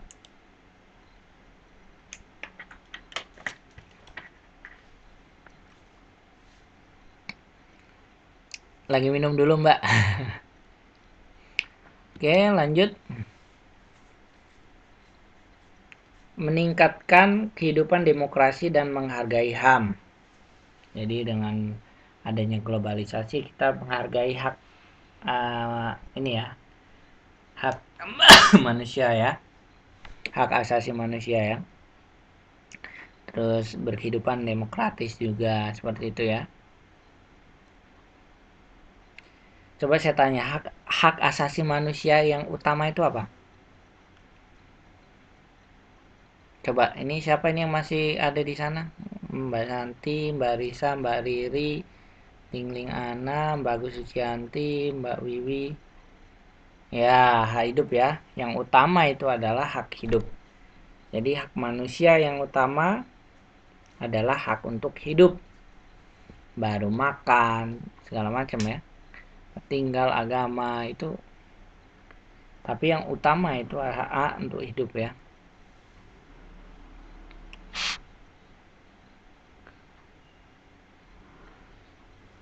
Kalau kalau hukuman mati berarti HAM-nya udah dicabut ya. Jadi kalau orang kena hukuman mati berarti HAM-nya sudah dicabut. Karena dia melanggar sesuatu gitu ya. Makanya ada beberapa negara itu yang dia itu menolak hukuman mati. Contohnya Australia. Terus apa lagi? Negara-negara mungkin Eropa sebagian atau kebanyakan Eropa. Mereka menganggap bahwa hukuman mati itu melanggar HAM. Jadi kenapa? Karena dia karena hak maksudnya HAM yang utama itu hak untuk hidup. Sedangkan iya, mereka di Australia sama mana di Eropa mereka beranggapan bahwa hak hak untuk hidup itu adalah HAM gitu, jadi nggak boleh dilanggar. Walaupun dia jual narkoba, walaupun dia bunuh orang, ayo, walaupun dia apalagi memperkosa segala macam, padahal itu nggak bener ya. Sekarang mereka biasanya orang-orang yang dihukum mati itu kan HAM-nya dicabut ya. Kenapa HAM dia dicabut? Karena dia melakukan hal yang sama ke orang misalnya. Contohnya misalnya dia penjual narkoba gitu ya. Narkoba itu sangat jahat sekali ya. Dengan banyaknya orang yang terkena narkoba, banyak generasi muda yang hancur ya. Banyak orang yang meninggal. Ribuan orang bahkan mungkin jutaan orang meninggal gara-gara narkoba. Makanya kalau dia tidak dibunuh, tidak dicabut HAM-nya, itu kan tidak fair ya kepada korban-korbannya.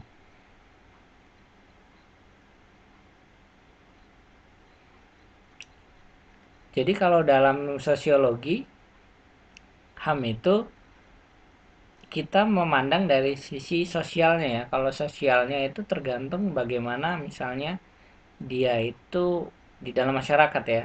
Kalau misalnya dia itu melakukan pelanggaran, misalnya dia menjual narkoba, dia membunuh, memperkosa, sangat berbahaya sekali, ya itu baik ya seperti di negara kita ya. Emang hukuman mati itu harus dilaksanakan ya.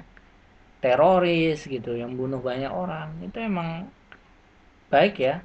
Bukan artinya HAM itu kita melindungi orang supaya apa kita nggak boleh mencabut hak asasi manusia, bukan ya.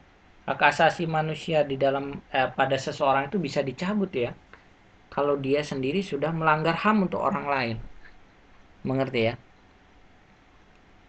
Ketika dia melanggar HAM untuk orang lain, misalnya dia membunuh orang, dia jual narkoba, misalnya membuat orang mati banyak, terus dia memperkosa orang, itu berarti dia kan melanggar hak orang lain ya, HAM orang lain. HAM dia pun bisa dicabut ya. Dalam Islam sendiri pun seperti itu ya. Orang yang misalnya membunuh harus dibalas-dibunuh ya. Nah, umumnya dibunuh di depan umum seperti itu. Nah, itu ya. Itu dari sisi sosialnya seperti itu ya, sosiologinya. Kita lihat dari sisi sosialnya seperti itu. Ini kita PPT-nya masih ada satu lagi, mengembangkan sikap kosmopilot dan toleran. Terus yang terakhir, memperkuat kepribadian dan budaya bangsa. Seperti itu ya. Jadi dengan sikap positif terhadap dampak dari globalisasi, kita bisa memperkuat kepribadian dan budaya bangsa kita seperti itu. Ini habis PPT-nya ya. Kita masih ada 30 menit nih. Kita masuk ke soal-soal ya. Pembahasan soal-soal. Siap ya? Boleh. Oke, lanjut. Kalau tidak salah kita bertemu berapa lagi ya? 3 kali lagi atau 4 kali lagi ya? Saya kurang ingat. Yang lain masih mendengarkan sepertinya. Masih ada kok. Jadi kita mungkin bertemu 3 kali lagi atau 4 kali lagi. Jadi mungkin tanggal 1 Oktober pertemuan kita itu, coba saya cek dulu. Tanggal 1 itu kita pembahasan soal-soal, tanggal 8 atau 15, 22, 29. Kita berapa kali lagi ya Mbak Santi ya? Pertemuan kita masih ingat nggak Mbak Santi ya? Saya cek dulu. Saya cek lagi.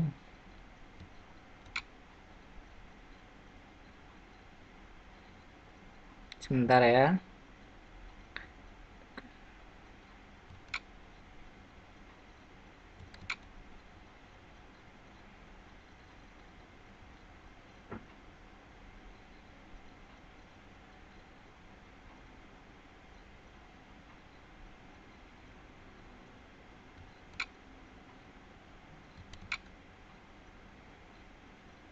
Tugas, bukan tugas, berbeda schedule.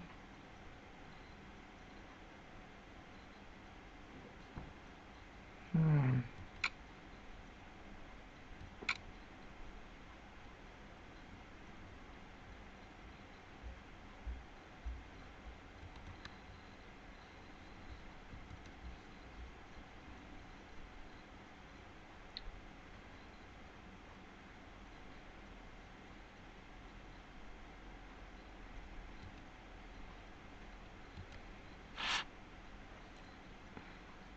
Sebentar ya, saya lihat jadwalnya dulu ya. Saya lupa taruh jadwalnya. Saya cari dulu.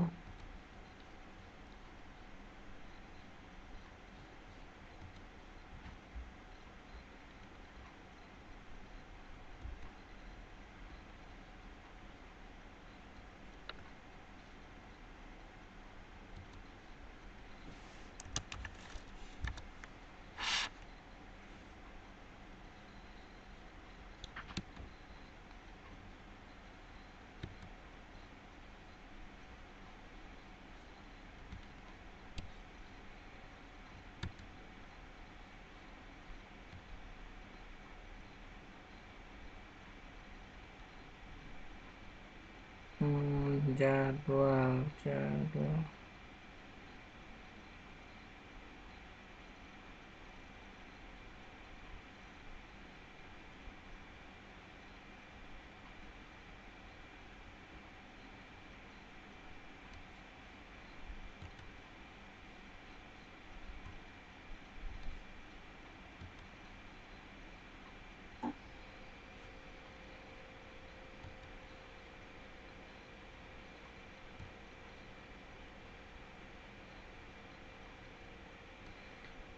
kita mau bulan 10.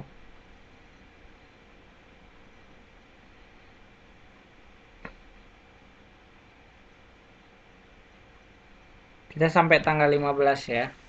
Tanggal 1, 8 sama 15. 1, 8, 15. Oke, 3 kali lagi pertemuan ya.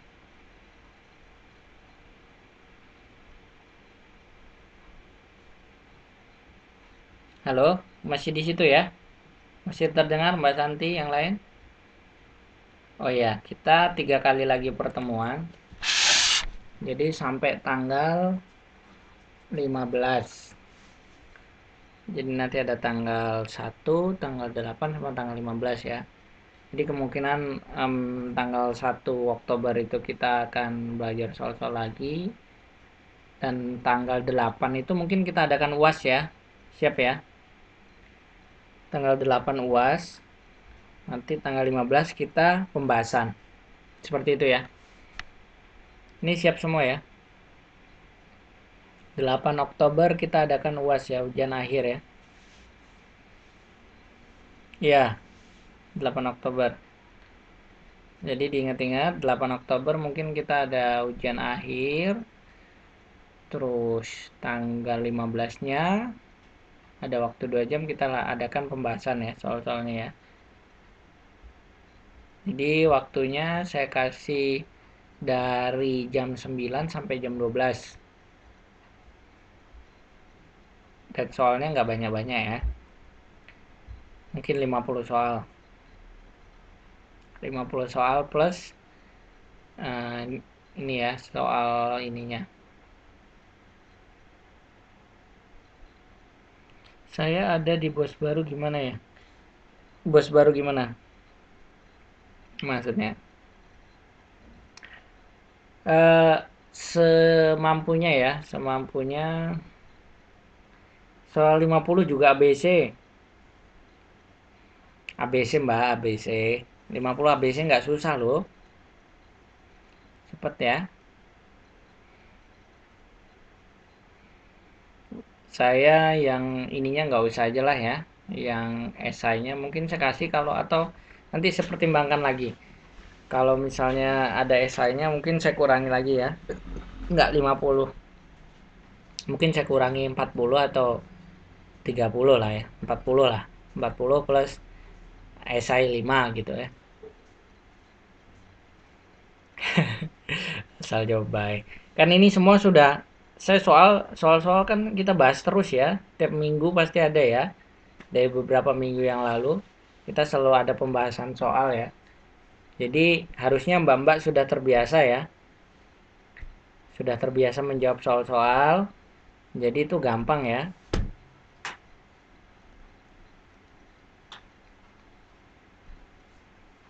Insya Allah bisa cepet ya. Nanti soalnya nggak jauh-jauh dari itu kok. Nggak jauh-jauh dari yang kita bahas. Kalau mbaknya pernah ngebahas soal-soal bareng saya, itu cepat ya ngerjakannya ya. Karena pernah tahu misalnya apa penurunan moral yang kemarin. Apa? Masih ada yang ingat nggak? Penurunan moral yang baru kemarin saya kasih kuis. Yang kemarin bisa jawab siapa? Halo, masih di situ ya? Ini orang-orang masih masih mendengarkan ya? Nah, dekadensi. Mbak Riri ya kemarin jawab ya. Nah, seperti itu ya. Jadi soal-soal seperti itu gampang ya. Ini saya terus ulang-ulang ya biar ingat ya. Oke, kita masuk ke soal. Masih ada waktu 24 menit lagi, lumayan. Terlihat nggak soalnya ini? Terlihat ya? Terlihat soalnya, oke. Soal pertama. Tindakan sosial masyarakat idealnya diarahkan untuk mewujudkan A. Kaidah, B. Interaksi, C. Pranata. D. Norma. E. Nilai. Ayo, jawaban nomor 1 apa? Tindakan sosial masyarakat idealnya diarahkan untuk mewujudkan apa? Jawabannya apa nih? Ayo, siapa yang bisa jawab?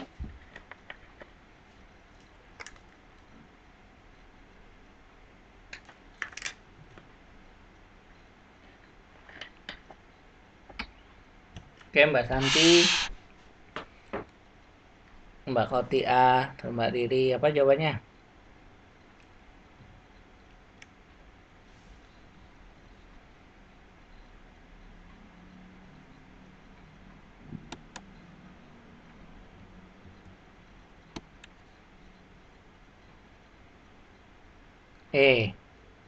Mbak Riri, nilai. Tindakan sosial masyarakat idealnya diarahkan untuk mewujudkan apa? Tindakan ya, tindakan sosial. Tindakan sosial masyarakat loh. Ini tindakan loh, sosial. B. Interaksi. Nah, iya. Kenapa interaksi? Ini Mbak Santi sama Mbak Riri udah bagus nih ya. Yang lain kemana nih? Masih di situ nggak? Oh, Mbak Kotoya kaidah. Kenapa Mbak? Alasannya kenapa nih?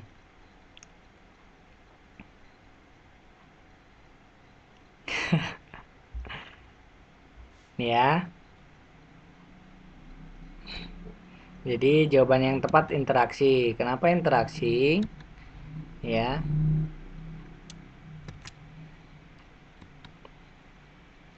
Sini ya terlihat ya.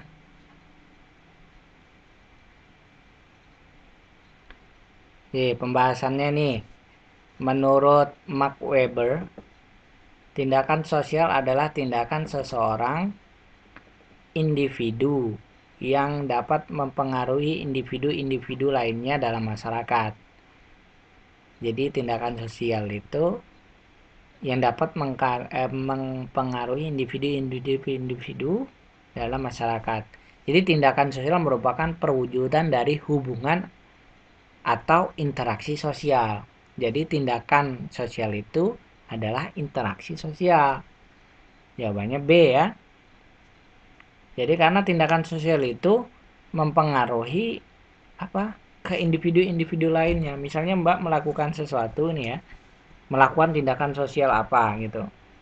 Misalnya membantu orang bersihkan sampah. Misalnya Mbak bantu lopannya nyapu gitu ya. Itu ya kan tindakan Mbak, tindakan individu Mbak yang berkaitan dengan individu lopan. Yang terjadi apa itu? Itu kan itu namanya tindakan sosial. Jadi yang terjadi apa? Jadi ada interaksi sosial antara Mbak dan lopan. Seperti itu ya. Nanti ya. Sosialisasi atau namanya interaksi sosial ya.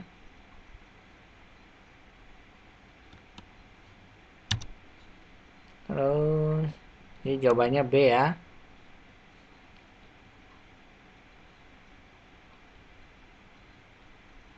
Oh gede amat.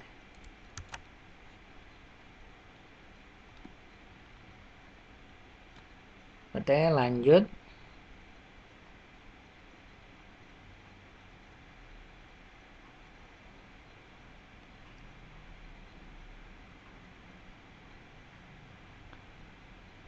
Masih terlihat ya.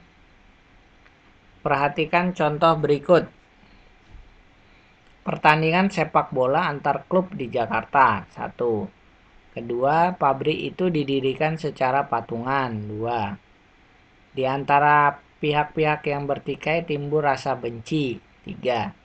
Terjadi perang urat saraf antara A dan B. Dari contoh di atas yang termasuk kontravensi apa? Jawabannya apa? Coba.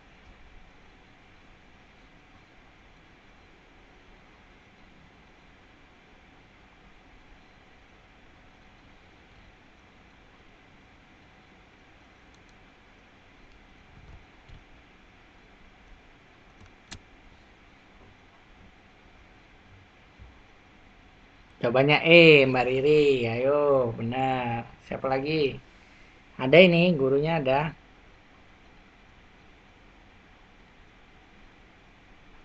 Halo, kedengeran nggak suara saya? Kenapa Mbak Riri?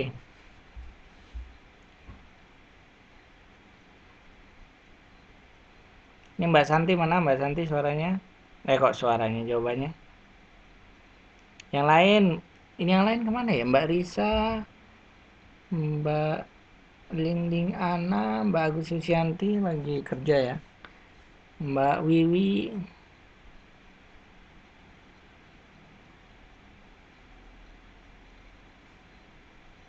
Oh gitu ya, saling bertentangan konflik ya. Bener ya, berarti jawabannya yang bertentangan sama konflik itu ada di 3 sama 4. Kalau yang satu bukan ya, karena masa pabrik didirikan secara patungan itu bukan bukan pertentangan ya. Terus pertandingan sepak bola antar klub juga bukan pertentangan ya. Ini ya jawabannya ya. Jadi pembahasannya adalah kontroversi itu adalah proses disosiatif yang mengarah pada penghancuran lawan secara langsung. Seperti penghancuran lawan secara tidak langsung maksud saya. Seperti itu ya. Halo, kedengar ya? Suara saya tidak terdengar ya sama Mbak Kotiah ya? Oh iya iya soalnya ya.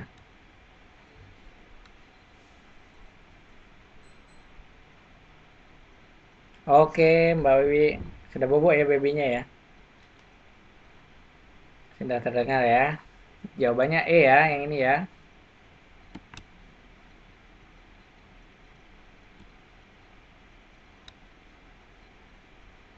Terus selanjutnya, ini gampang ya soalnya ya. Jadi nanti soal-soal UASnya pun nggak jauh-jauh dari seperti ini ya. Jadi mbaknya pasti bisa lah. Yang ketiga, nilai dalam interaksi sosial berperan sebagai apa? Nomor 3, C. Mbak Riri jawab C. Yang lain?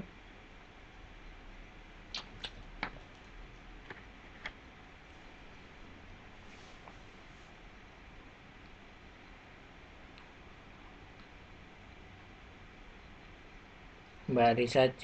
Pendorong tindakan sosial, nilai interaksi sosial. Ini gampang ya.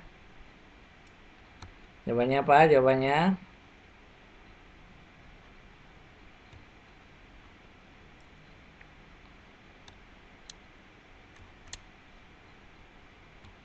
pembahasannya pada C ya. Pada C semua ya. Jawaban yang benar apa? Mbak Mbak Santi ini nggak kelihatan nih kemana nih? Tadi muncul.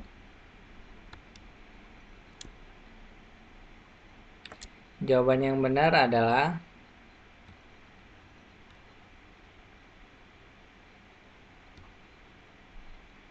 ya kedengaran kelihatan nggak ini? Turunin lagi. Ini pembahasannya ya.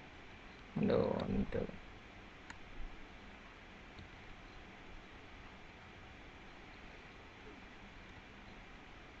Atau saya add dulu.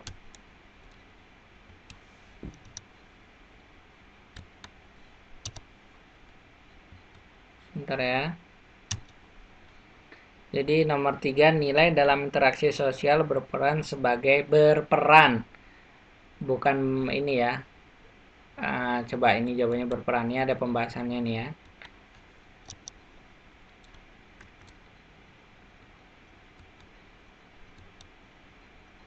Coba berperan sebagai apa? Jawabannya antara C dan A.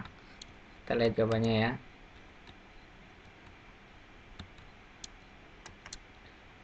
Jadi peran nilai dan norma dalam yang ada di masyarakat sebagai pengendali agar tercipta ketertiban kehidupan bermasyarakat. Jadi peran nilai dan norma sebagai pengendali agar tercipta ketertiban. Jawabannya berarti A ya, pengendali. Jadi nilai dalam interaksi sosial itu berperan sebagai pengendali tingkah laku ya. Ya, mirip-mirip ya. Kan saya pernah bilang ya. Oh, oke, nggak apa-apa Mbak Santi, monggo. Jadi eh, nilai dalam interaksi sosial itu berperan sebagai pengendali tingkah laku ya. Tadi itu yang disebut sama Ibu Sri dan Yusniati ya. Jadi peran nilai dan norma dalam yang ada di masyarakat sebagai pengendali agar tercipta ketertiban dalam kehidupan bermasyarakat. Jadi pengendali ya. Itu ya.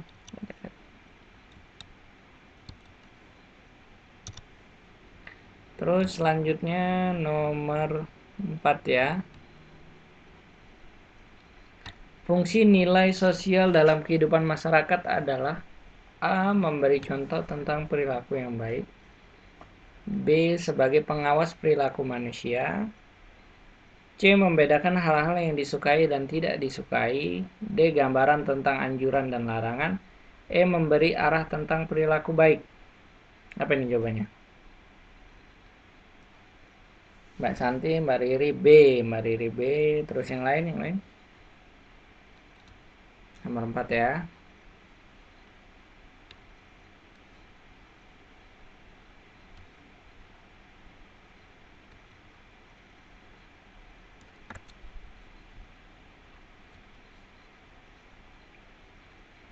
Jawabannya B. Kenapa Mbak Riri B?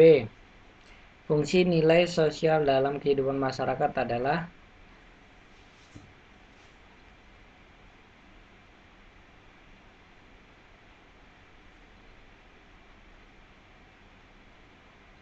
sebagai pengendali, kata Bu Sri.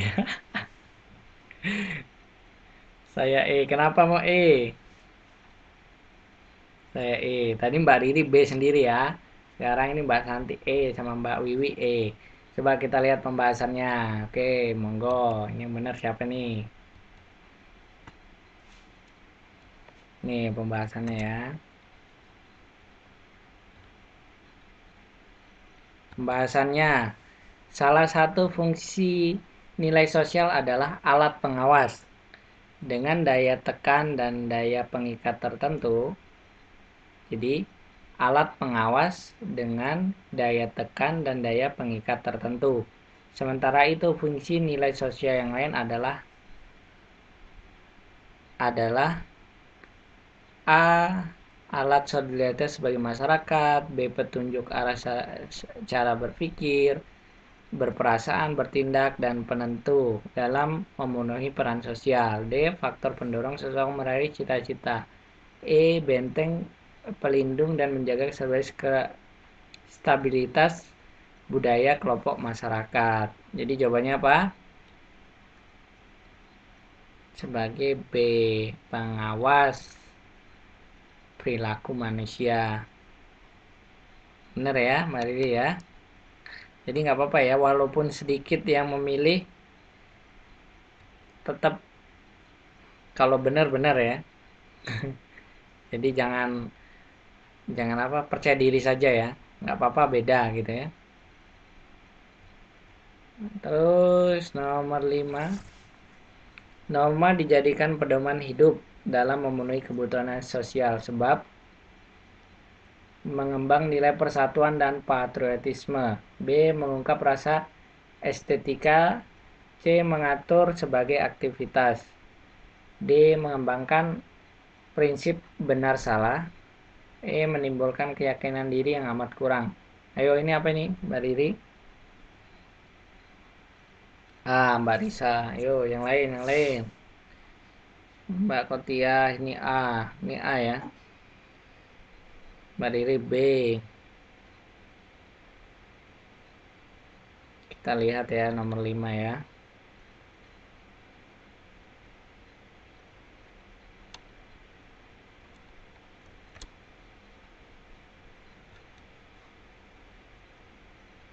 C.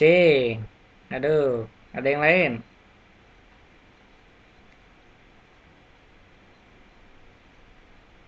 Jadi dalam norma itu ada banyak aturan etika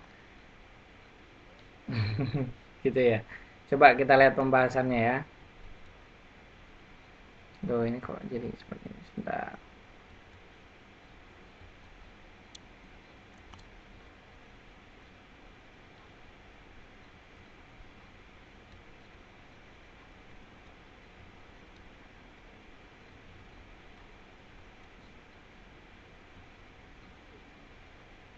Jadi pembahasan apabila berkaitan dengan norma, nih ya, ingat ya, pembahasannya nomor 5, apabila berkaitan dengan norma, maka di antara pilihan itu yang mendekati adalah mengembangkan prinsip benar dan salah. Jadi itu ingat ya, perlu diingat ya.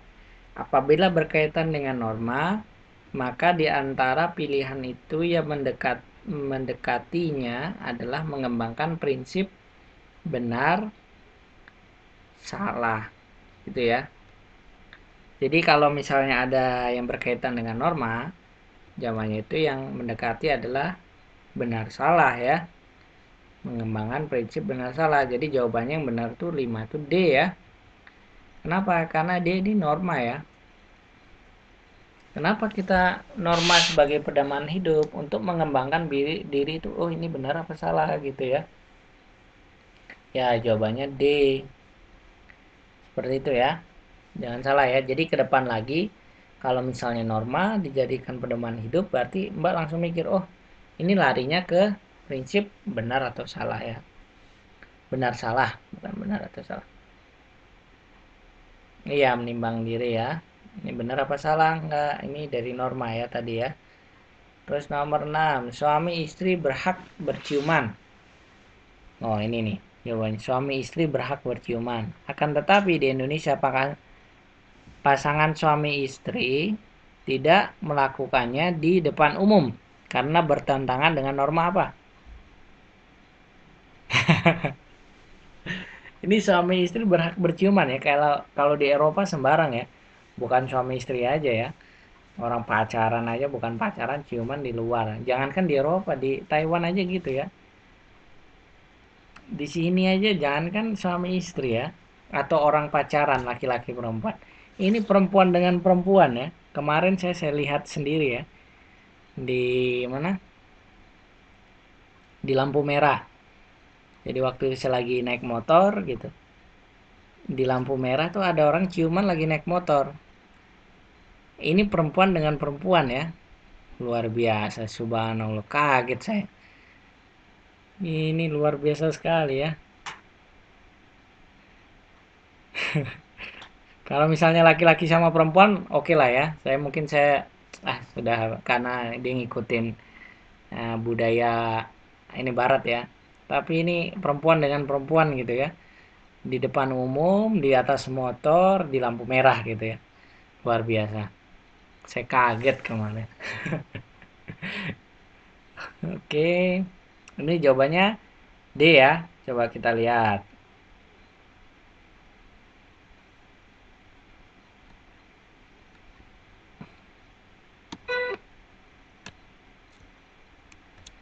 Jawabannya D.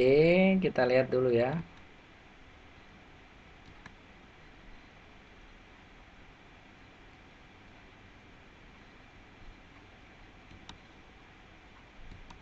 Ini waktu kurang dari 4 menit ya. Kita habisin nomor 6 ini ya. Ini Mbak Riri pilih A. Ini jangan sampai salah ya. Coba. Ini kita lihat. Aduh ini kok. Bentar ya, saya deletein dulu.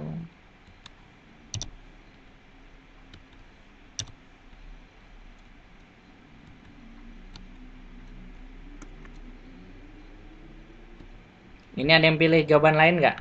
Nggak ada ya, berarti jawabannya D sama A ya. Pembahasannya. Nah, norma kesusilaan. Jawabannya kesusilaan ya. Jadi, apa itu norma kesusilaan? Norma kesusilaan adalah norma yang bersumber dari hati nurani atau akal manusia. bukannya ini ya, nilai itu bersifat universal karena setiap individu pasti memiliki hanya bentuk perwujudannya saja yang berbeda. Misalnya dilarang berciuman di muka umum. Jadi kesusilaan ya, bukan kesopanan ya. Jadi, jadi norma yang bersumber dari hati nurani dan akal manusia gitu. Jadi dia kalau misalnya berciuman, waduh ini melanggar norma kesusilaan gitu ya. Jadi jangan salah-salah ya. Ini udah kita kayaknya sampai ini aja dulu. Minggu depan kita, maksudnya tanggal 1 Oktober ya. Kita masuk lagi tanggal 1 Oktober, kita lanjutkan tentang soal-soal ini ya.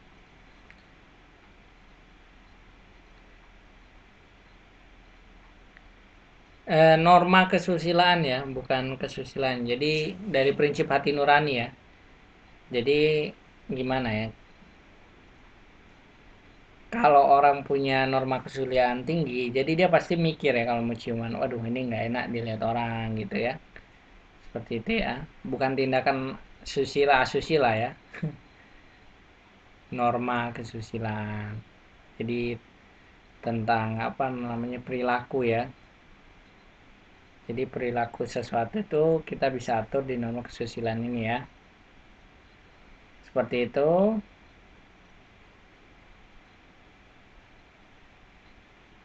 Ya, ngerasa nggak enak segala macam.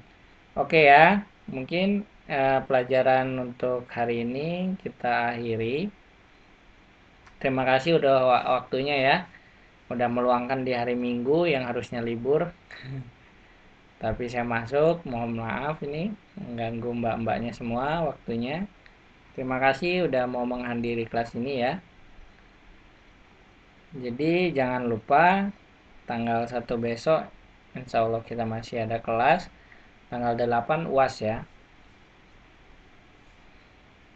Oh, jomblo nggak ngaruh ya. Biasanya hari Minggu tuh mbak-mbaknya pada telepon-teleponan ya. Jadi yang saya lihat mbak-mbak itu kuat kalau telepon-teleponan ya. Apalagi ada yang gratisan-gratisan itu biasanya atau paket-paket biasanya. Oke, terima kasih banyak ya. Kalau sama anak sampai 2 jam ya. Ya, seperti itu. Kalau ada salah-salah saya mohon maaf. Mungkin diakhiri ya. Assalamualaikum warahmatullahi wabarakatuh. Selamat istirahat banyak.